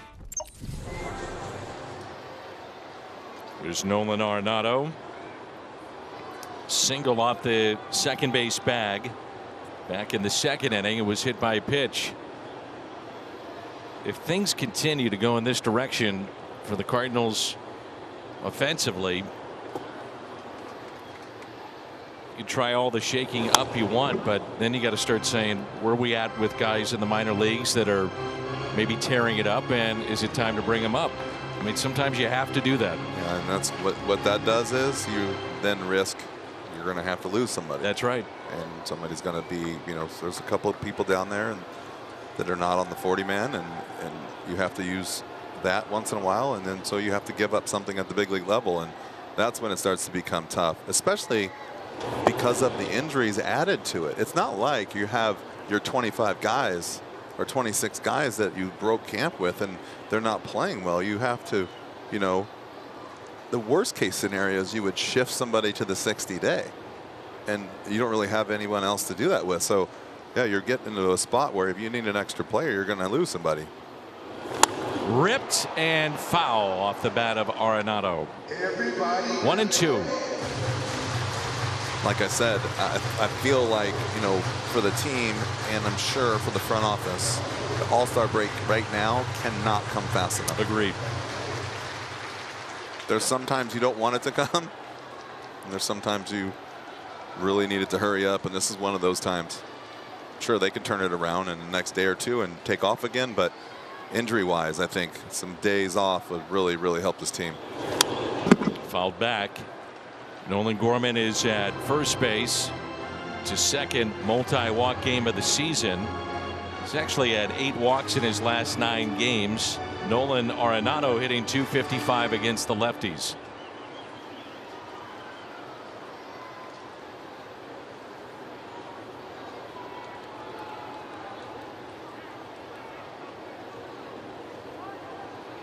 And they 1-2. The Pirates and Brewers are tied at 3. That's in the bottom of the 5th. That's the thing. The Cardinals are in this rut, but yet you look at the standings, it's not like they're 10 games out. I mean, they're well within striking distance even before the All-Star break. Cardinals 3.5 out of first place. It's a saving grace. Every day you look at that part of the game and you see where you're at in the standings, and if you're close, you're hanging in there no matter how banged up you are. 2-2.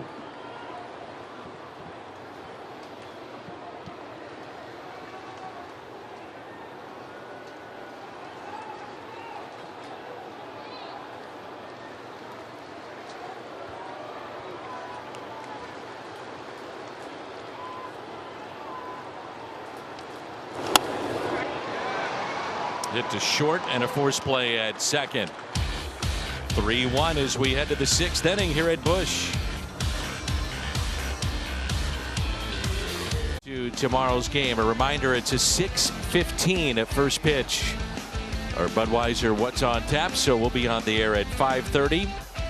It's Michaelis against Nola. And then Tuesday, Wednesday, Thursday, the Dodgers here. Next weekend, Cincinnati.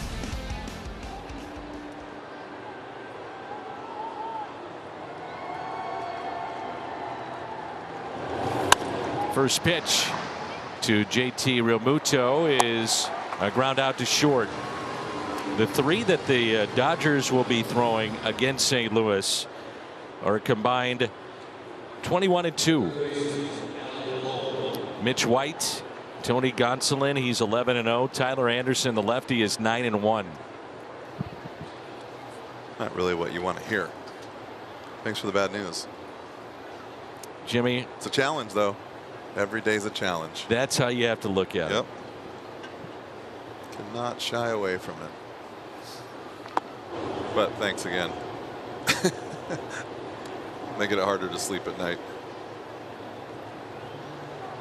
Honestly, I'll probably sleep pretty well. I don't have to dig in against them. That's true. Me neither. And the 1-0 pitch to Bohm. 1 ball, 1 strike. Big happy 80th birthday, Jesse Jarvis. Never misses our telecast from Belgrade, Missouri. Jesse Jarvis, happy 80th birthday.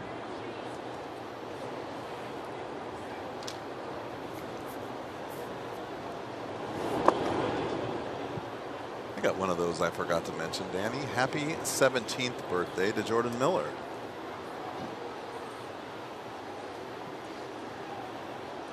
And it's a count of 2-1. Johan Oviedo getting loose in the St. Louis bullpen.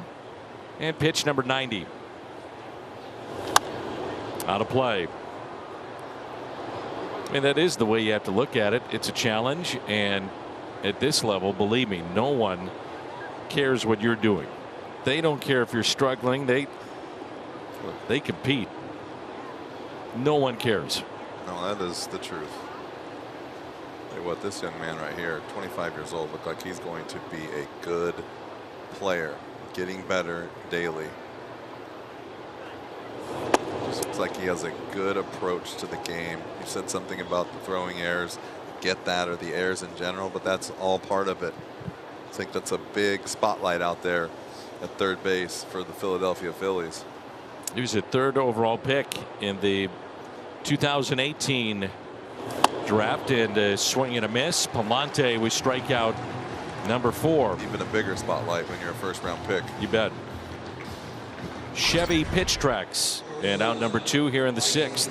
Cutter right there, little four-seamer that kind of cut on him, but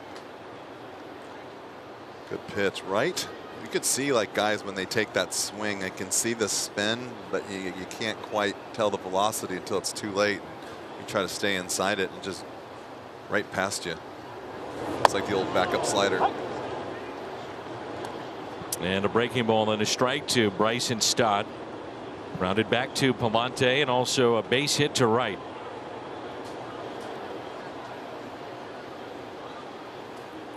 And the 0-1. The way the ball game started with 3 consecutive hits by the Phillies, and after 3 hitters, it's 1-0. You're thinking, uh-oh, this could be a long day at the ballpark, but Palante settled in. He has done a nice job settling back down right away, and then getting into the 4th inning before giving up another run. Then it looked like it was going to get bad again, and got a double play ball, and then just kept the damage to a minimum. That's all you can ask. Still have to score.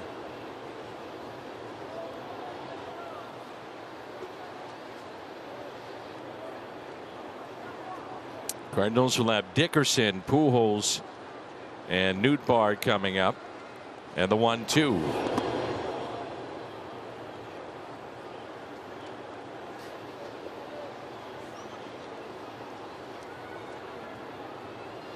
It's a day that Brendan Donovan is sick and out. Late scratch was Carlson. Goldie is scheduled day off.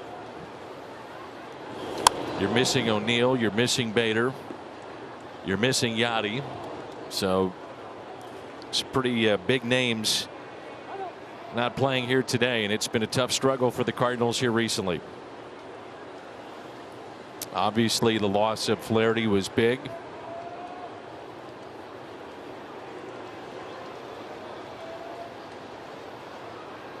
And the 2-2 hit the other way and foul.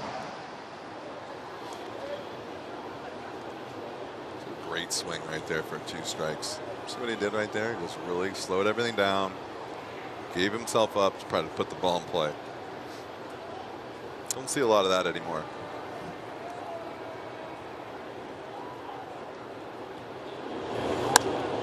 Out of play again.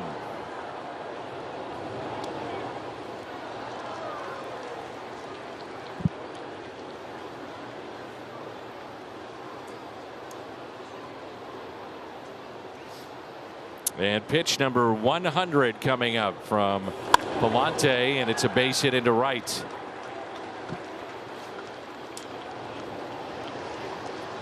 And Stott is 2 for 3. That may be it. With Matt Vierling coming up.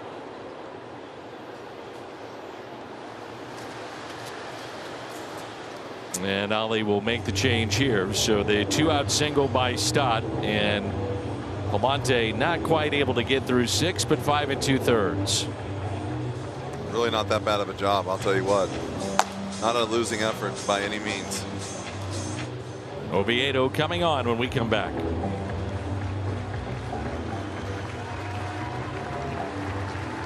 gas at a participating station using the My Phillips 66 app and get up to 50% off Cardinal tickets.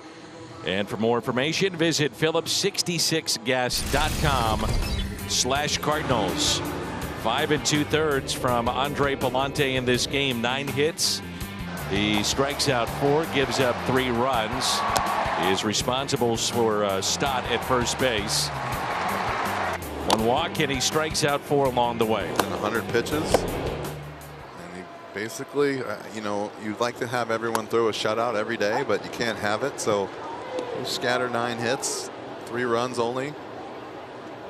Of a guy that you made, you know, makeshift out of the bullpen to a starter. I think that's a pretty nice job. I mean, I have to tip my hat to him today so far. That's a nice job. And out of play off the bat of Meerling. Pallante has issued 1 walk or less in 5 of his last 6 appearances, and that includes today.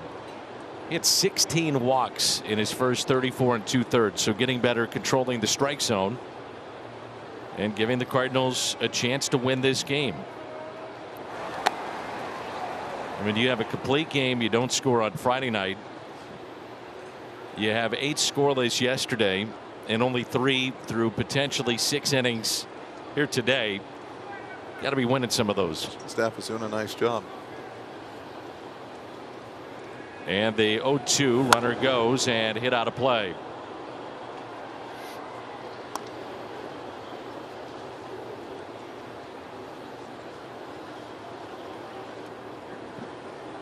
Tomorrow it is Michaelis after Pallante's spot done today.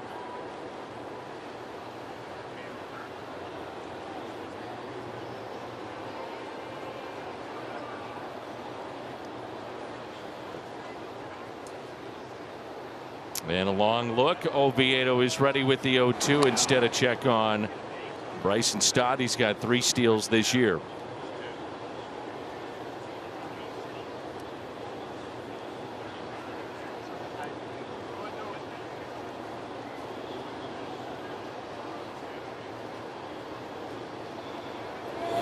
The check swing, and either way it's a called 3rd strike. Meerling didn't like it. Oviedo gets the strikeout. 5th runner stranded by the Phillies this afternoon. St. Louis Cardinals baseball is brought to you by BJC Healthcare, the world's best medicine made better, and by Budweiser. This Bud's for you. Well, Sanchez came in the 4th inning. Then a 1-2-3. Walked a man in the 5th, no damage done, and now his 3rd inning of work. Nelson for 2, Familia 1, and now Sanchez. Cardinals have scored 5 runs in their last 52 innings. Sanchez has done nothing but come in and throw strikes. 20 out of the last 30 pitches are strikes.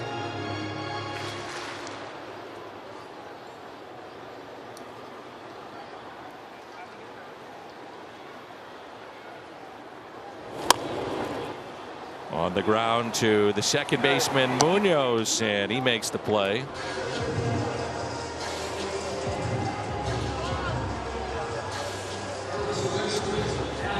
And it brings in Albert Pujols.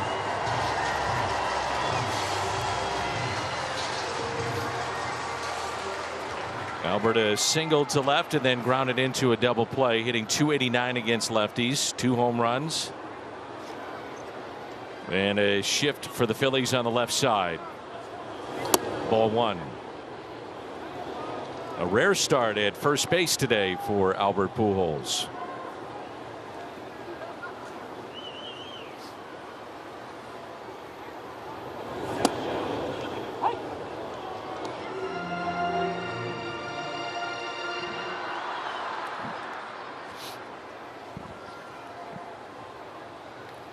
Outfield is deep, and the 1-1 pitch.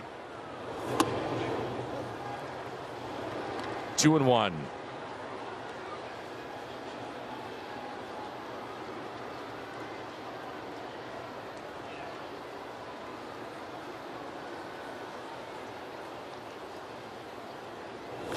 Albert, left center, well hit at the wall, gone! Number 684 for the future Hall of Famer. 684 home runs, Albert Pujols.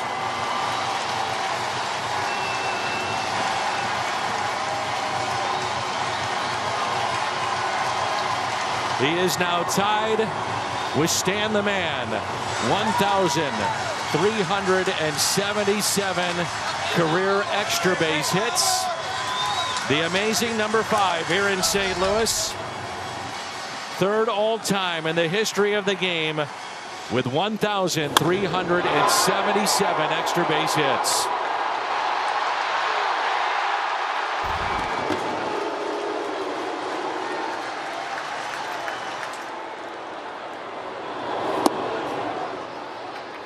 And it's cut the lead to 3-2. The familiar swing and finish. One of the greatest right-handed hitters, if not the greatest ever.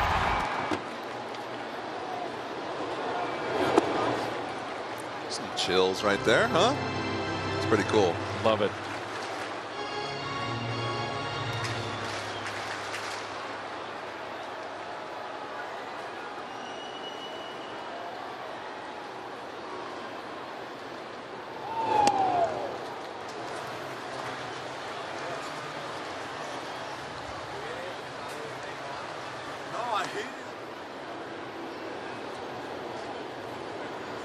Tied with Stan the Man, most extra base hits all time. And the 2-1. Hit the other way, slicing in the gap off the bat of Newbarn. A diving catch. You're kidding. Kyle Schwarber robbing Newbarn. What a play. It is a nice play right there.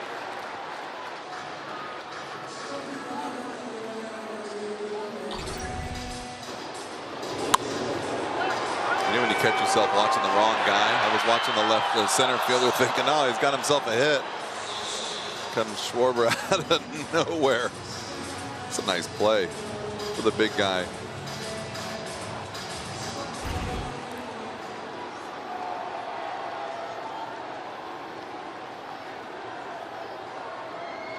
Catchers aren't supposed to make those plays. It's the last time he was behind the plate. High school. Well, he was a 2-time All-American at Indiana in college. So no, I'm just saying, like, oh yeah, you know, it's like there's so many of those stories too. You know, catchers on the mound. That's what makes this game catches great. It short. Yep. Paul DeYoung. Yeah. Nice play. Nice play. What I like about that play too is the way the angle he's running. You see how his glove was out to the side a little bit. You can't really dive sometimes at the ball. You have to dive and get your arm out there at an angle just because of the angle that you're running to the ball. And so, I mean, that makes that play even more fun to watch as an ex-outfielder, because he kind of just reached out to where it was going, even though he had to leave his feet at a different angle. And a swing and a miss. Strikeout of Edmundo Sosa, but Albert Pujols with one swing. It's number 684. Extra base hit, number 1,377. Tied with Stan, third all-time in the history of baseball. BJC Healthcare difference maker, and number 684 off the bat of Albert Pujols. Fifth all-time in homers in Major League history. And the Cardinals have cut the lead to 3-2. They've been out hit 9-4 as we move to the 7th inning. And the 2nd inning now for Johan Oviedo in relief of Andre Palante.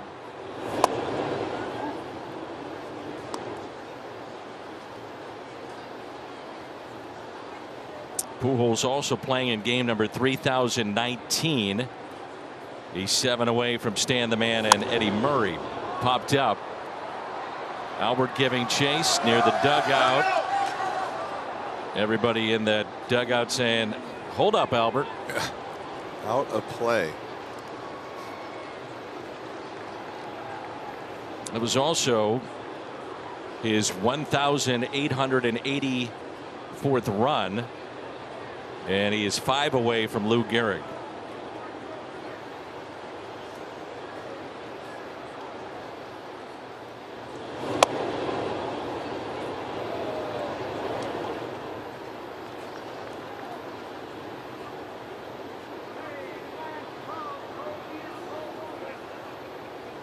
And the 2-1 pitch. 2-2. Albert Pujols has now homered off of 445 different pitchers. Only Bonds has hit a home run off more, 449.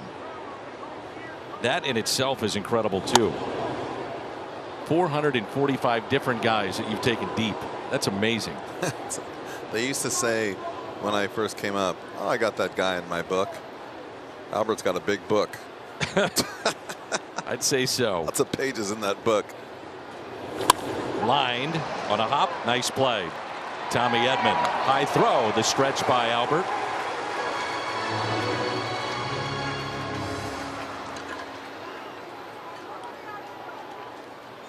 Schwarber, the home run, and right now the difference in this game back in the 5th.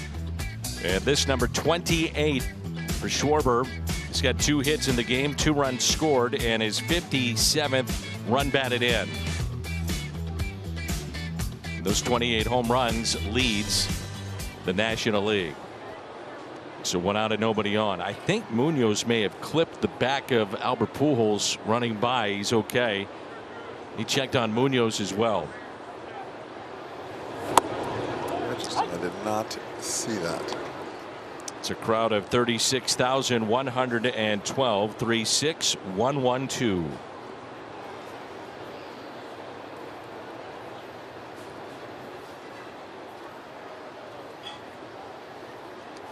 And the 0-1.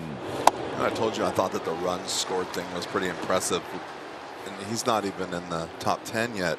But the Gehrig thing caught me off guard because of the amount of games that he played in a row. And you would figure the runs would pile up. Obviously, he never came out of the lineup.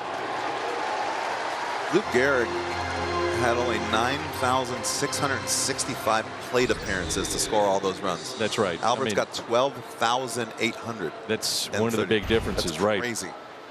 That's what I meant. Like, and that's just another category. But no one in the top 20, other than Ted Williams, has under 10,000 plate appearances. In the top 20 of runs scored all times. Only those 2 guys. So those guys did it in a hurry. Here's Hoskins, who is 1 for 3.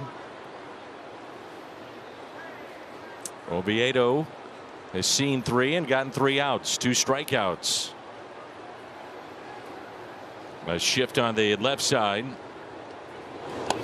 Hoskins, the base hit to center, grounded out to short and struck out. I think those kind of the stats that are cool to see is that the time that they did it in, or the amount of time, or the time frame, or the era, you know, and all the names that surround that too. Oh, it's a fair ball on a check swing off the bat of Hoskins, and it's off the sidewall. Excuse me, double. I love that. You're the hitter right there.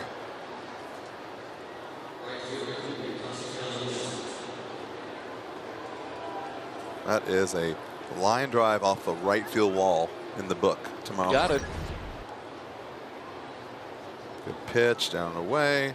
Half swing. Excuse me. You're right. Line drive double.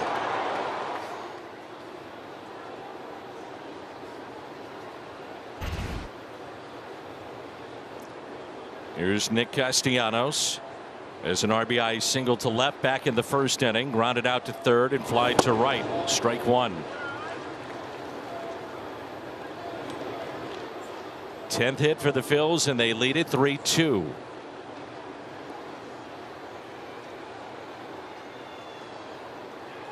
Phillies, they have stranded 5, and Oviedo trying to make it 6. Cardinals in their half of the 7th will have Romine, Edman, and Gorman.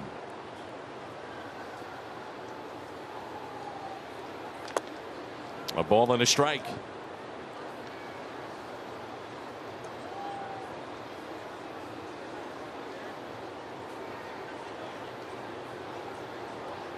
Well, the Cardinals had gone 5 games without homering until that blast by Albert Pujols.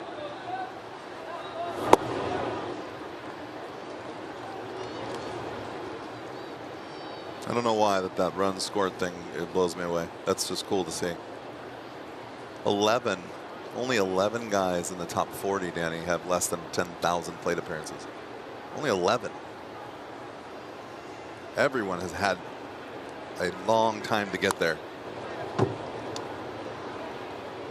2-2. With Castellanos at times just pulling off some pitches that we saw him take to right. Well, you know what? His first at bat today, he hit a ball to right field, and I thought, okay, you got to be careful here because he's starting to figure it out. Hit the ball hard to right field, and then right back to, it just might be some guys that you face. You might think he's coming in, or that might give you the inside fastball notion, and that's when start pulling off. Got him to reach here, slowly hit. It's fair, no play. Infield hit for Castellanos. So you have a check swing double and now an infield hit. Back hits right there. I don't know which one is worse.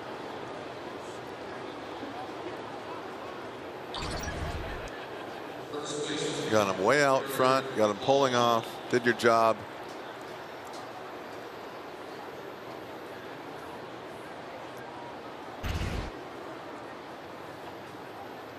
Your last 2 hits given up are 62 miles an hour and 72 miles an hour. There you go. Clearly the extra base hit was the 72. And nothing for it. Derek Hall, grounder, nice play by Albert. He made sure that he stayed with it and steps on the bag. Well done, Albert Pujols. Time to stretch on this Sunday afternoon.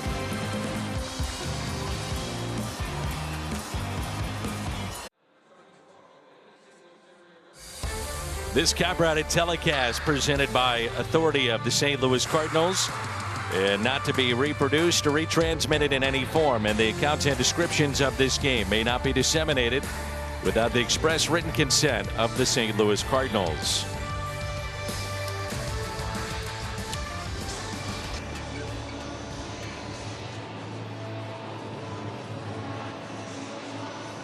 .933 career multi-hit games for Albert. That's 12th most in history of baseball. He's one back of Eddie Murray. 600 of those have come with St. Louis. 600 multi-hit games for the Cardinals. Stan had 1,059, Brock 788, Hornsby 641, and now Albert with 600 in a Cardinal uniform. Multi-hit games.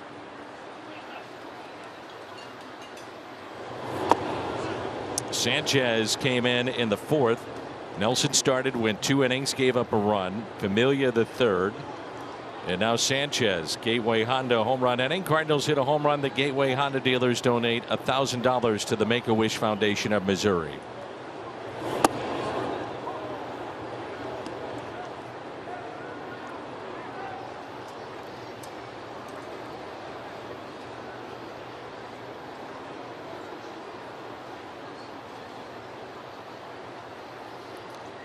The 2-1. Base hit into center as Sanchez hit the deck. He's still down. Thank goodness that didn't catch him. Wow. Yeah, that was that would not have been pretty, and that looked from here like it was really close. I mean, really close. Too close for comfort, you would say? Oh, goodness. Oof. I mean, you see how quick the reactions are, and the ball is by the glove. 109.7 miles per hour. Oh, wow. That's scary.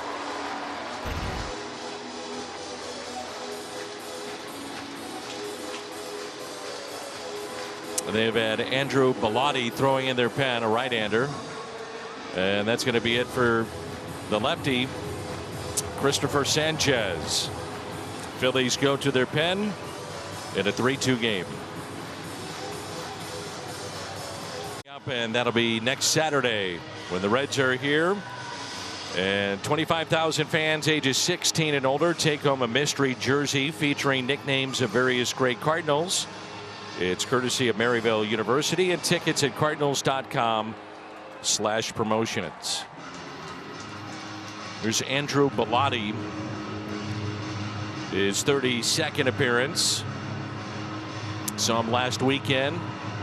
And Bellotti will come in, our Chevy Cole to the pen, and the fourth pitcher used by the Phillies today.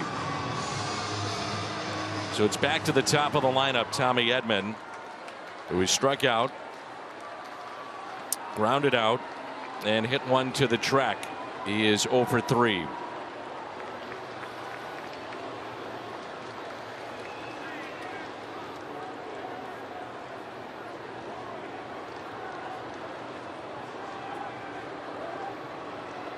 Third baseman Alec Bohm is in on the grass. Short lead at first by Romine. Even Jimmy, if Ali wanted a pinch run at this point, he's very limited, as Dylan Carlson was scratched with a sore knee. We understand he's available to hit. Brendan Donovan is sick. We don't know if he's available at all or even at the ballpark. Your backup catcher is Kisner, and Goldie has a scheduled day off. Yeah, your point being is your hands are pretty tied right now. You're just going to have to play a solid 9 with what you got. The lefties hitting .293 against Bellotti. Tough on the righties. They're just 10 for 61.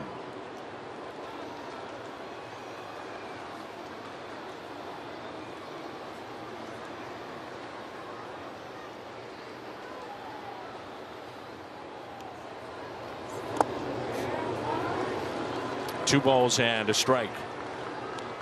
I like the patience right here. Tommy's really been struggling. He's 0 for 3. It's a big part of the game right here, and you can see him trying to slow down a little bit. Right there, you look like he was pretty much in take mode no matter what. Not really worried about getting deep in the count, which is good, because usually guys will struggle. They'll just start swinging just to swing because they don't want to fall behind in the count. The 2-1 pitch to Tommy Edman. 2-2. Cardinals have been trying to get Tommy to be more direct to the ball with the barrel. Kind of going around it. Swing is at times from this side of the plate gotten a little longer. I think the going around thing is, you nailed it right on the nose. You're getting a little bit of a pull mode, but his pull mode is really pull like Matt Carpenter pull mode, foul balls and swing and misses. The 2-2. Edman, a base hit down into the right field corner. Romine on his way to third. Pop Warner will hold him up, and the Cardinals have runners at second and third. Nobody out.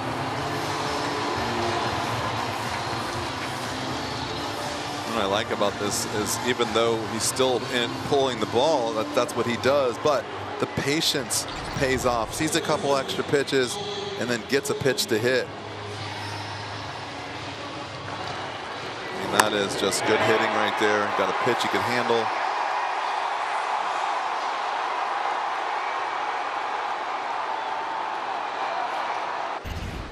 Nolan Gorman with a strikeout and a pair of walks. And here come the Cardinals now with 2 runners on, nobody out. St. Louis is 1 for 4 today with runners in scoring position, 1 for 13 in the series. The swing and a miss by Gorman.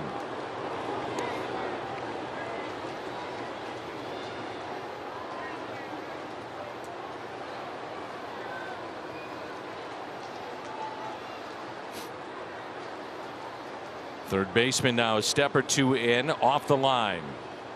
And the 0-1.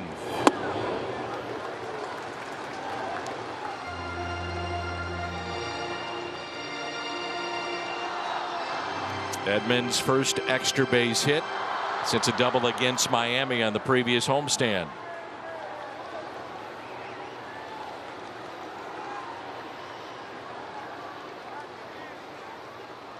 And the 1-1. 1 ball, 2 strikes. Cardinals had the bases loaded, 1 out. Did not score in the second. Bases loaded and 1 out in the third and did not score. Now second and third, nobody out. Have to at least tie this game.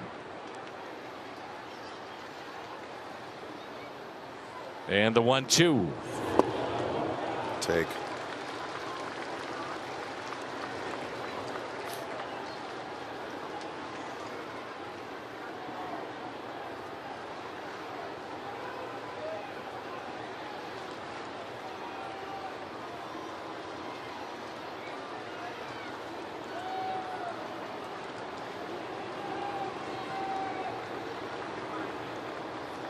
Bellotti is set, and the 2-2 pitch to Nolan Gorman.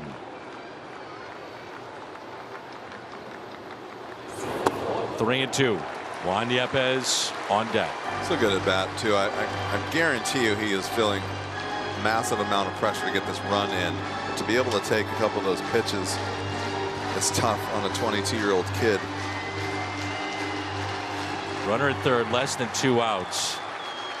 8 plate appearances for Gorman. None have scored. So trying to change that here. Putting a lot of pressure on himself. Maybe expanding out of the zone too much. And a big pitch in the ball game right here. The 3-2. Put in play. A run will score. The game is tied. It's 3-3.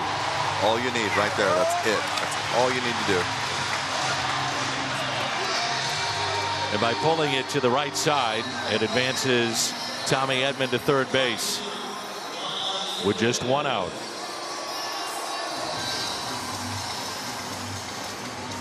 It officially will close the book on Sanchez.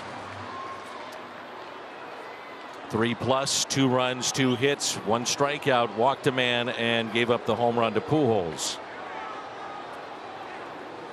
And with the game tied now, Jordan Hicks is getting loose in the St. Louis pen. Juan Yepez 0 for 3.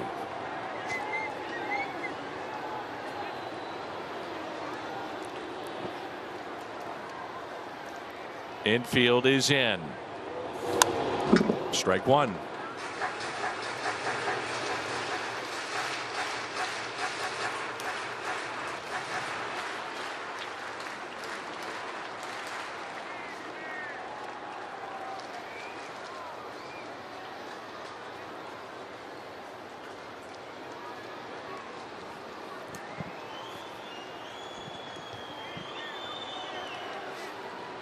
The 0-1 pitch. Backs up for a ball. Very close. 1-1. Outfield is pretty much straight away. Left field deep.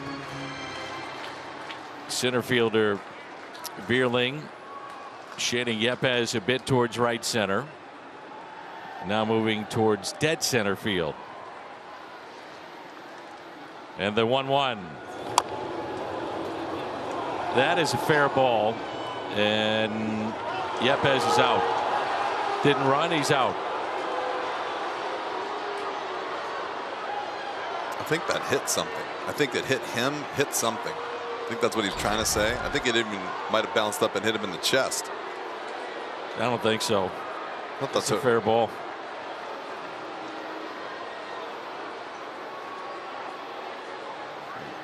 Catcher even kicked it.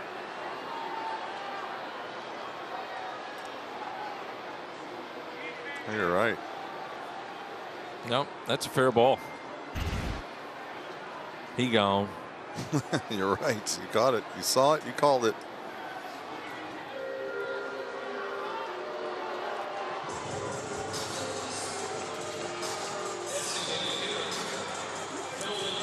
Well, we have a quick word. St. Louis Children's.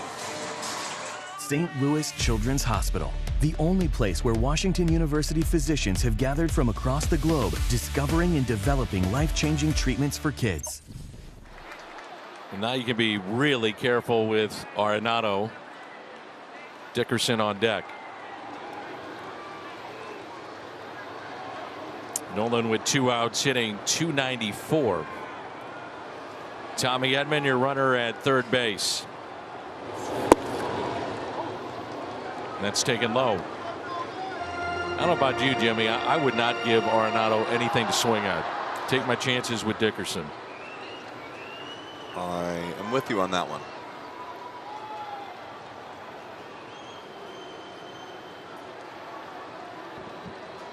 And the 1-0. Just low again. 2 balls and no strikes. Now what they're thinking potentially is Paul Goldschmidt. Yeah, you got to wonder where he's at if you're in the Philly dugout right now, for sure. And the 2-0. 3-0.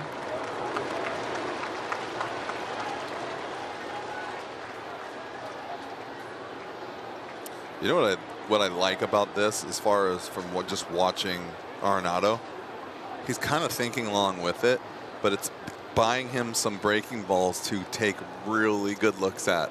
And you can see each one that was thrown, he's taken better and better. And he was all over that last one, as if to say, okay, I'm seeing the ball better.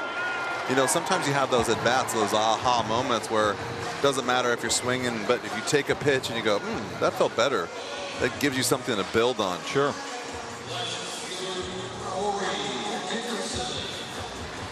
Fifth walk the Cardinals have received, first by Bellotti, and Dickerson will be the batter. 0 for 2, grounded out to second, popped out to first, and a walk today.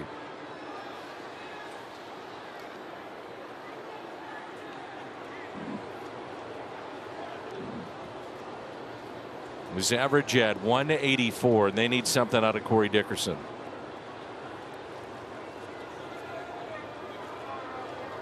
Pujols on deck.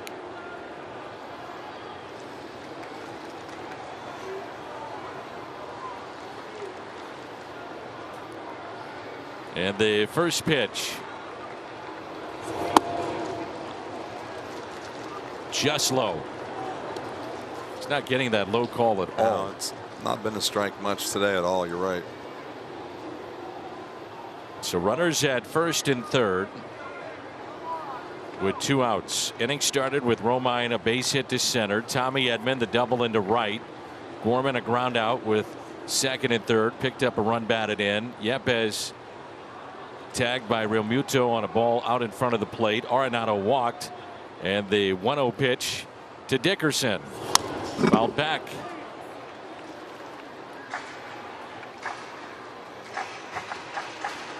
A ball and a strike.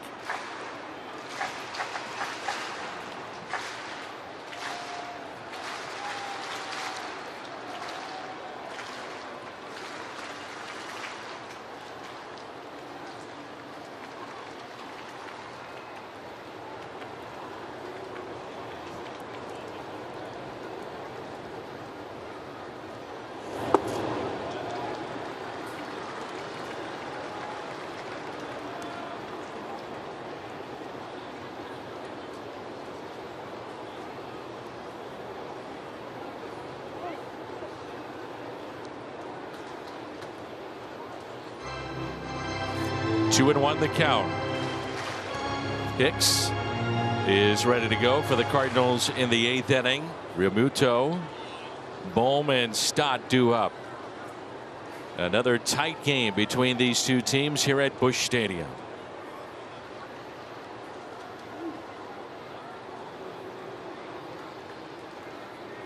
The 2-1. Pulled foul.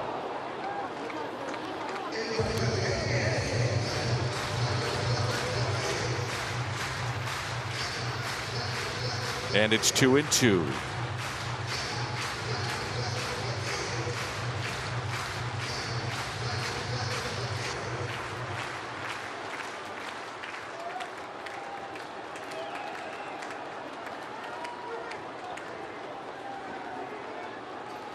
With 2 strikes, the shortstop, Stott, now on the shortstop side of the bag. They had a shift for Dickerson. And the 2-2 pitch. Foul back. I mean, that was like just missed. Good swing. I thought for sure right there he would get a breaking ball, to be honest with you. Take a chance at maybe getting a chase, but you also don't want to go 3-2 if you don't have to. But I think this game has completely passed by all those kind of old school stats. As far as they don't even care if it's 3-2 or not, or running or breaking ball or what. They're just going to throw whatever. I thought that too, and he'd overcook one and you'd score on a wild pitch. The 2-2. There was your breaking ball, and Arenado was running with the pitch, and Dickerson just got a piece of it. And we'll do it again.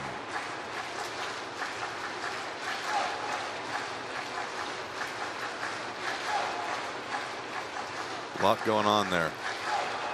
Changeups, fastballs, slider. I can bet you're going to get another one in the off-speed range in these next 2 pitches.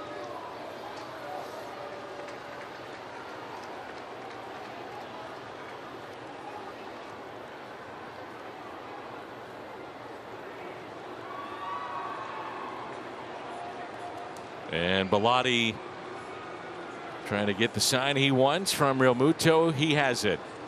2 on, 2 outs in a tie game, and the 2-2 pitch off the plate, and that'll be a stolen base for Nolan Arenado, his first of the year.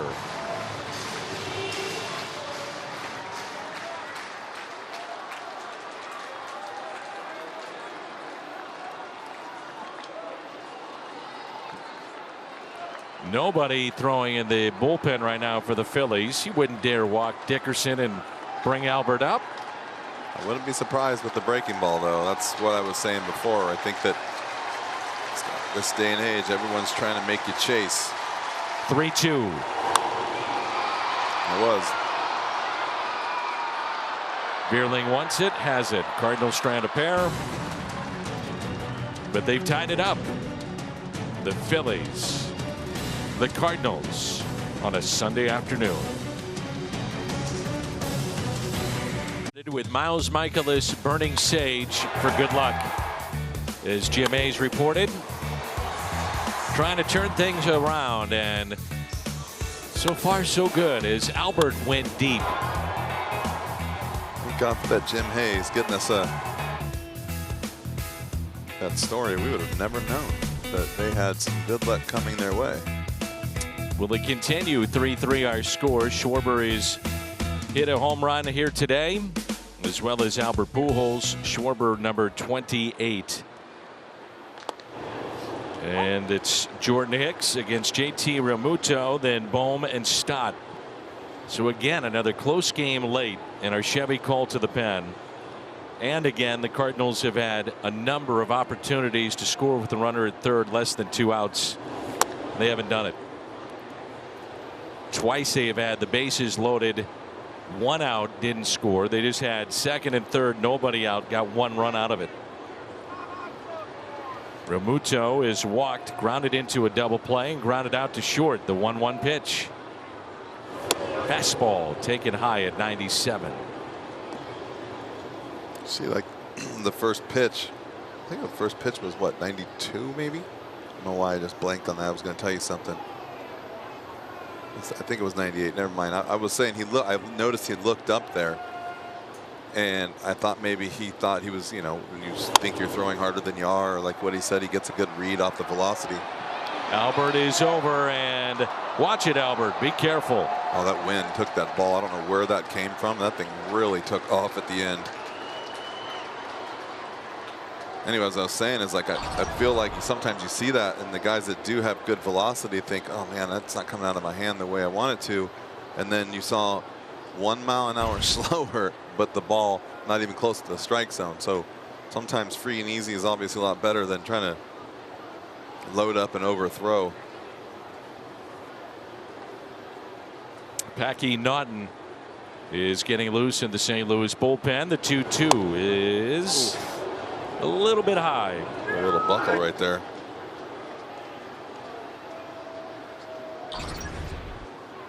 And the Plaza Tire Service pitch tracks. Hicks making his 13th appearance in this series yesterday, and there's a strikeout. 101 on the gun. Number 14 here today. It was only 5 pitches yesterday, but it's the first time, it should be noted, going on back-to-back days. 101 coming in on you. It's like a four-seam fastball that it still runs that much. Oviedo an inning and a third, scoreless. Galante went 5 2/3, and there is Alec Bohm, and puts it on the ground. Backhanded by Tommy Edman. Out number 2. And while we have a moment, quick word from Great Southern Bank. Want to deposit your birthday check right from your phone? Don't waste your wish. You can send money, check your balance, and yes, take care of those checks in a snap. All with the Great Southern mobile app. Bryson Stott, 2 hits today. Both have been to right field, 2 for 3.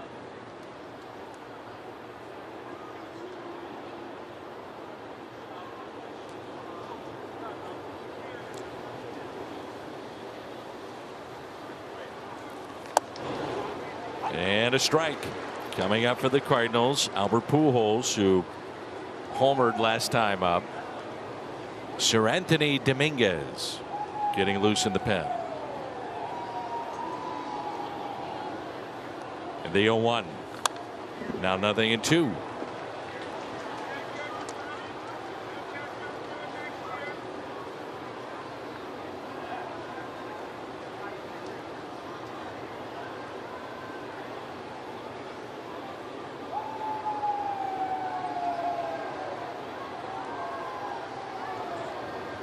And the 0-2. Shallow center. And Newbar is there to make the catch. Albert Pujols coming up. Albert with 2 hits today, including number 684. Albert Pujols to lead it off for St. Louis in the home half of the 8th. And Albert today, a base hit to left in the 2nd, grounded into a double play, and then home run number 684, also extra base hit number 1,377, which tied him with Stan the Man, 3rd most in Major League history. The Budweiser play of the game is home run, and now it is Sir Anthony Dominguez. The 5th pitcher used. Nelson, Familia, Sanchez, Bellotti, and now Dominguez, the Chevy, called to the pen. He appeared in the ball game on Friday. And Albert pulls it foul. It was an inning on Friday, gave up a hit, no runs, 11 pitches.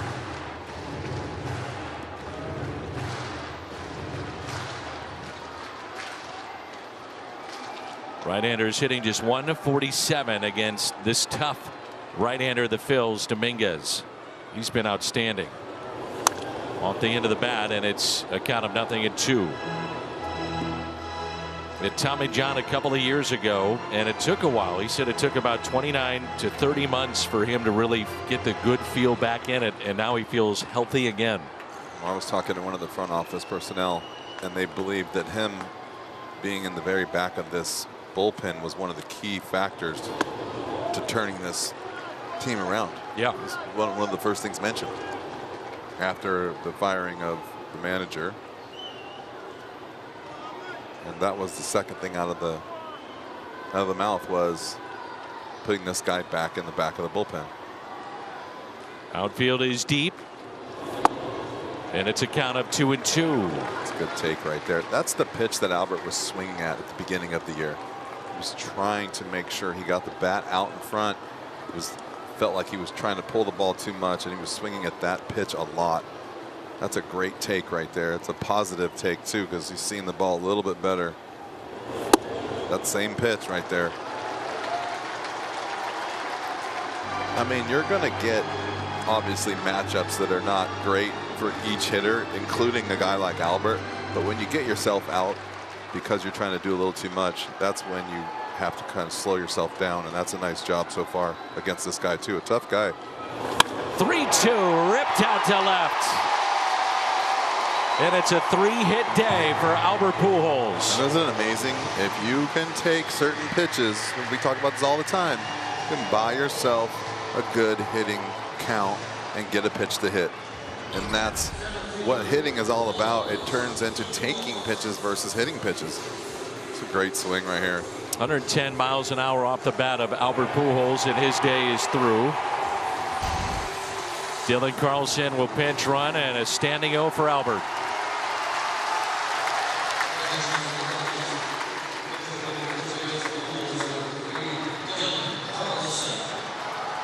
So you got 7 hits today for the Cardinals, 3 of them off the bat of Albert Pujols. And now it's Lars Nootbaar. Here's the interesting thing, Jimmy, is that, and I understand why Ollie makes that move. I mean, you get Dylan Carlson, a better runner than the 42-year-old Albert Pujols, but if you go to extra innings and his spot comes up again, he's the one guy swinging the bat. Yeah. Well, you got to take your chances. You'd like this game to be over with, but your point is well taken, because that is a great storyline here if this game goes longer. Popped up, battling the sun. Bohm under it, and makes the catch in foul territory.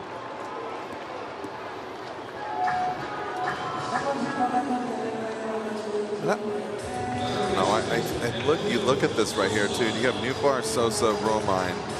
You could leave Albert in there in case of a double play or a pop out. If he gets to second base, maybe then you can pull him back. There's all kinds of ways to look at it, but you also have to think that if he hits a gapper with nobody out or 1 out, he's not going to score. Yeah. And Ollie's saying, I'm playing for the win now when you do that. Absolutely. And Sosa looks at a strike. He is walked, grounded out, and struck out. We are tied 3-3 here in the home half of the 8th. That's why I love when you get to go in there and talk to Ollie about stuff like that, because then you also have to look at, is this guy, to me, on the mound going to give up that double? Does he have that kind of stuff where, you know, some guys don't give in, you know, don't give up extra base hits, home runs. I was talking to Ollie today, just he and I in the office, and there were some issues that they had with the back end of their bullpen yesterday, knowing about who could go long, who couldn't. He said, really what I was trying to do is play for the win now. 9 innings. Yeah. Yeah. And I think a lot of times, especially at this time of the year, you want to do that. I don't think too many times you think way down the road, unless you're completely healthy. You know, if you're healthy, you have 3-4 guys left on the bench, you have 3 or 4 guys in the bullpen that you don't have to worry about. Yeah, you can kind of mix and match and play around a little bit, leave some guys out there longer. But I think right now, especially, you want to play for the win now in 9 innings. And an 0-2 pitch. Carlson, your runner at first. Good take.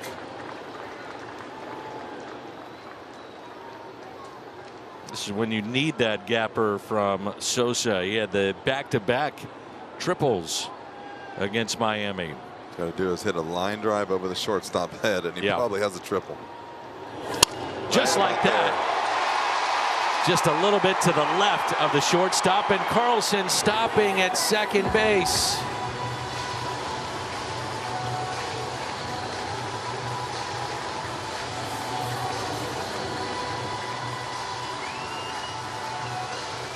Like to see the kind of jump that Carlson gets here, because it's not a ball that's clearly over his head from certain angles, but we'll find out if he doesn't get the jump right away. I thought he had a chance to go all the way to his third speed, for sure. sure. Yeah. One thing I was worried about there, and the other thing too for me, was in taking Albert out there, putting Dylan at first. devil's advocate, he should be loose and ready to go. But is he healthy 100%? Is he loose? Is he going to be able to run first to home? It's something to think about, no doubt. But I thought for sure, knowing the way he can run, that he might have gone to third there. But also, young players, they don't want to make mistakes.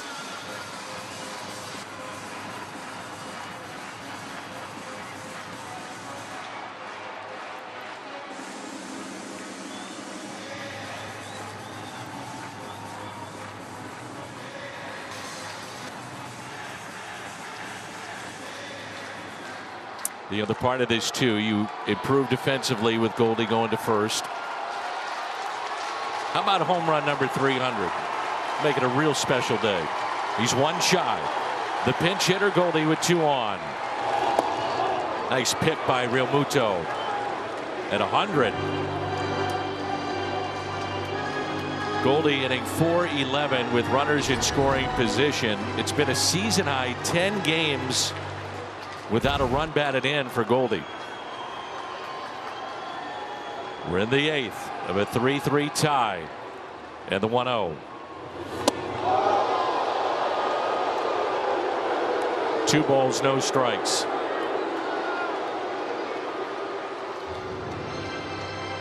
Essentially, too, Jimmy, you're now out of position players with the assumption that Donovan is unavailable. Kisner will have to come in and catch. And the 2-0 pitch to Goldschmidt. 3-0. I think this is why you take your chance. You basically sell the farm right here to end this game in 9 innings, or at least get a lead. And worry about later. Remember your 3-0 question about swinging when you don't?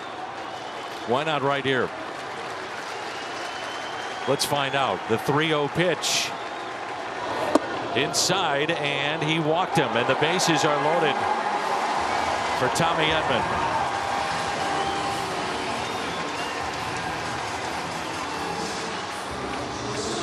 Cardinals have received 6 walks in the game. That is the first by Sir Anthony Dominguez. Inning started with a base hit by Albert Pujols. Carlson pinch ran. Nootbaar popped out. Sosa the single to center. Walk to Goldie. And they are all loaded up. Third time the Cardinals have had the bases loaded and less than 2 outs. Ryan Helsley getting loose. The infield drawn in. Strike 1 on Tommy Edman, who doubled down the right field line against Bellotti back in the 7th, and he's 1 for 4.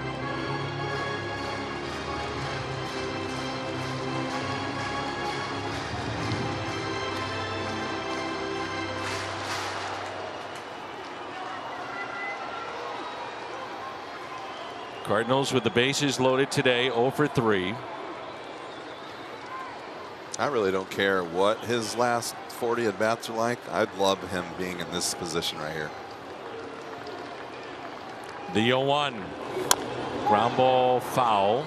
Nothing at 2. Since Goldschmidt's grand slam back on May 23rd, which is the walk-off grand slam against the Blue Jays, the Cardinals are 3 for 26 with the bases loaded.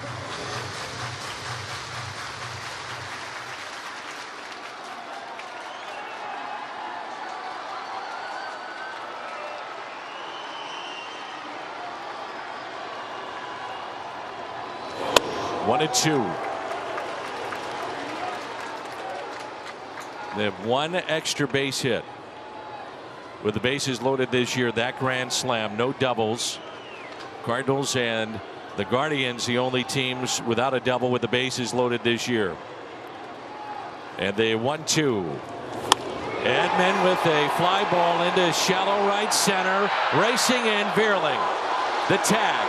The throw. He is out at the plate. He guns down Carlson.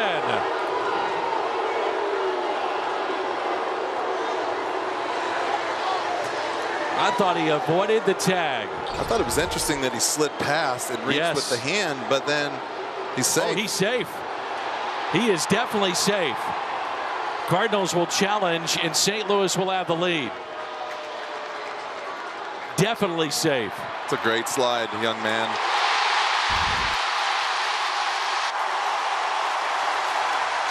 This showed the replay, and that's the reaction. And the Phillies know it too as they walk back out to their position. You see what I'm saying, though? From my angle, when he first slid, I thought if he would have just gone in there, he'd have been safe. You could see how far, when they show the replay, how far his feet are past the tag. But he took the chance, sliding outside and being able to reach around the glove. Smart play.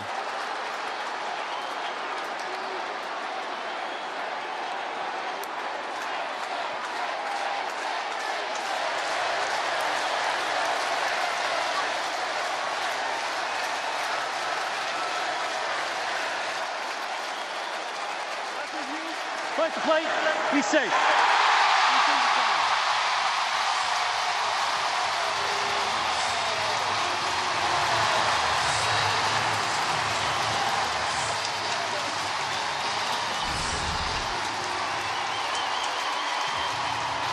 Yeah, if he slides in feet first, he's definitely in there.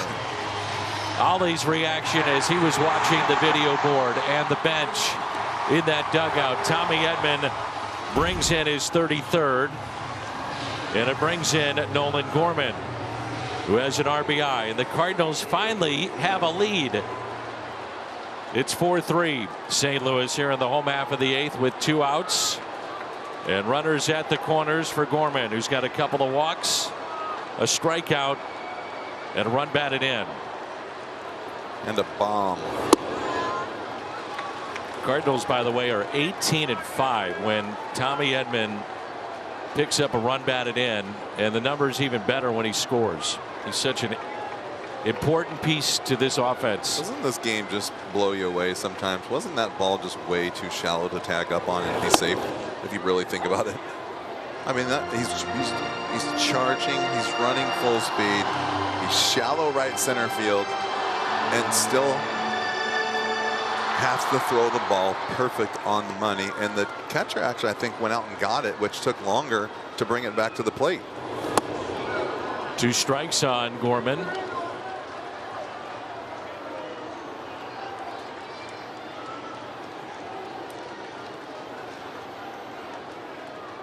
Sosa is a base hit. He's at third. And a runner at first.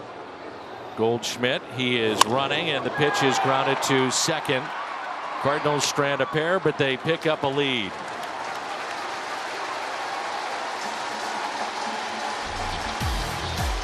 The sac fly for Tommy Edman, just deep enough. Carlson scores. Cardinals lead it. 4-3 our score. Tommy Edman with the sac fly to score Dylan Carlson, who stays in the game at center field.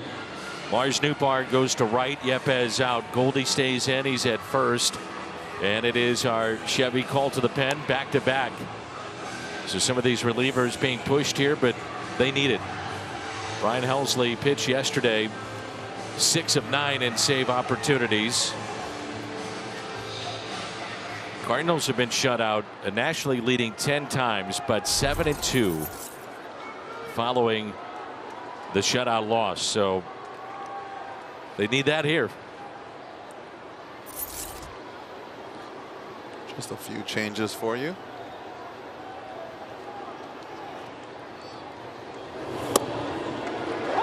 And a strike to Matt Vierling. There's an RBI single back in the 4th inning on an 0-2 pitch. That came with 2 outs. And the 0-1 pitch.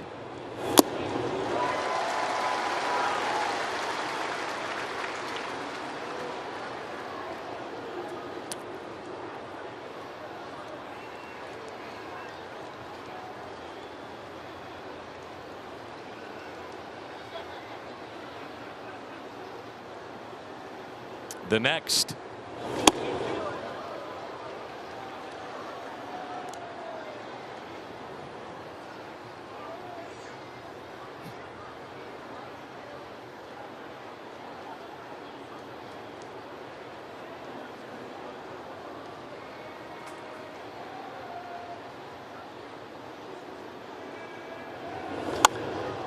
Fly ball into right. Going back, making the catch. Nootbaar.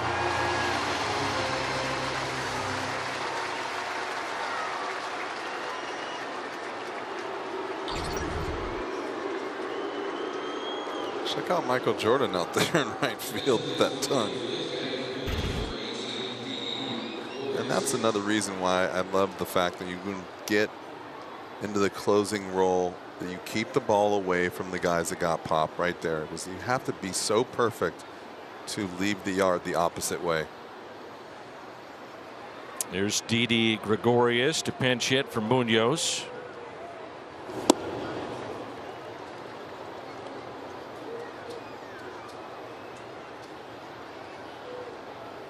Lefties not much better than the righties. After the at bat by Vierling, they're now 7 for 70 against Helsley, and the lefties are 6 for 50. Shallow center. Carlson 2 away.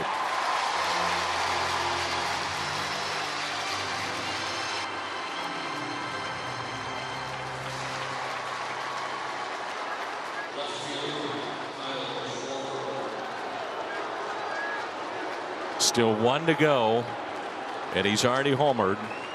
Number 28, and that's Schwarber. He's got 2 hits today. A 1-run lead for the Cardinals here in the 9th.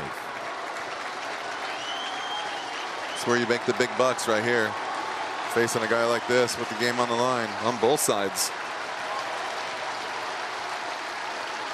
Pitcher trying to get the last out, and the hitter trying not to be the last out. Head to head, Schwarber 0 for 3 with a strikeout against Ryan Helsley.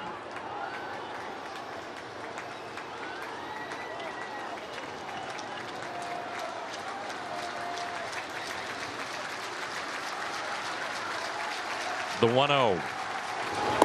Breaking ball on a beauty.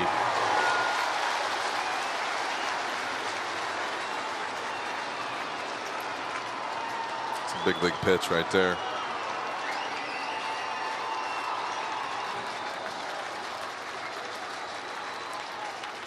A shift on the right side, and the 1-1.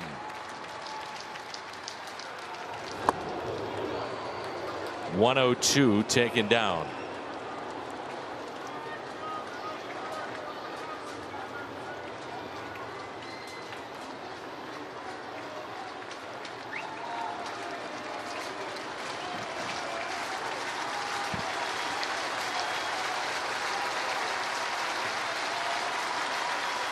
The 2-1. Schwarber gets underneath it, and a high fly ball into right center. Carlson there. He's got it. Cardinals come back and win it. And oh, did they need this one. 4-3 the final. That was a smart play by Dylan right there, calling Nootbaar off. He knew the sun was in his eyes, so you better get over there and help out, make a nice play. Danny, what a win. What a come from behind win. 3 runs in the last 3 innings, 1 at a time. But like you said, you have to figure it out, find a way. 1 at a time is fine, and you can see what happens when you grind it out with a 4-3 win. Big day for Albert Pujols. Historic. He tied Stan the Man. 3rd all time in the history of baseball. Extra base hits. Home run number 684. 4-3 the final. Jim is standing by. Post game standing by. Should be a fun afternoon. And we'll do it again tomorrow.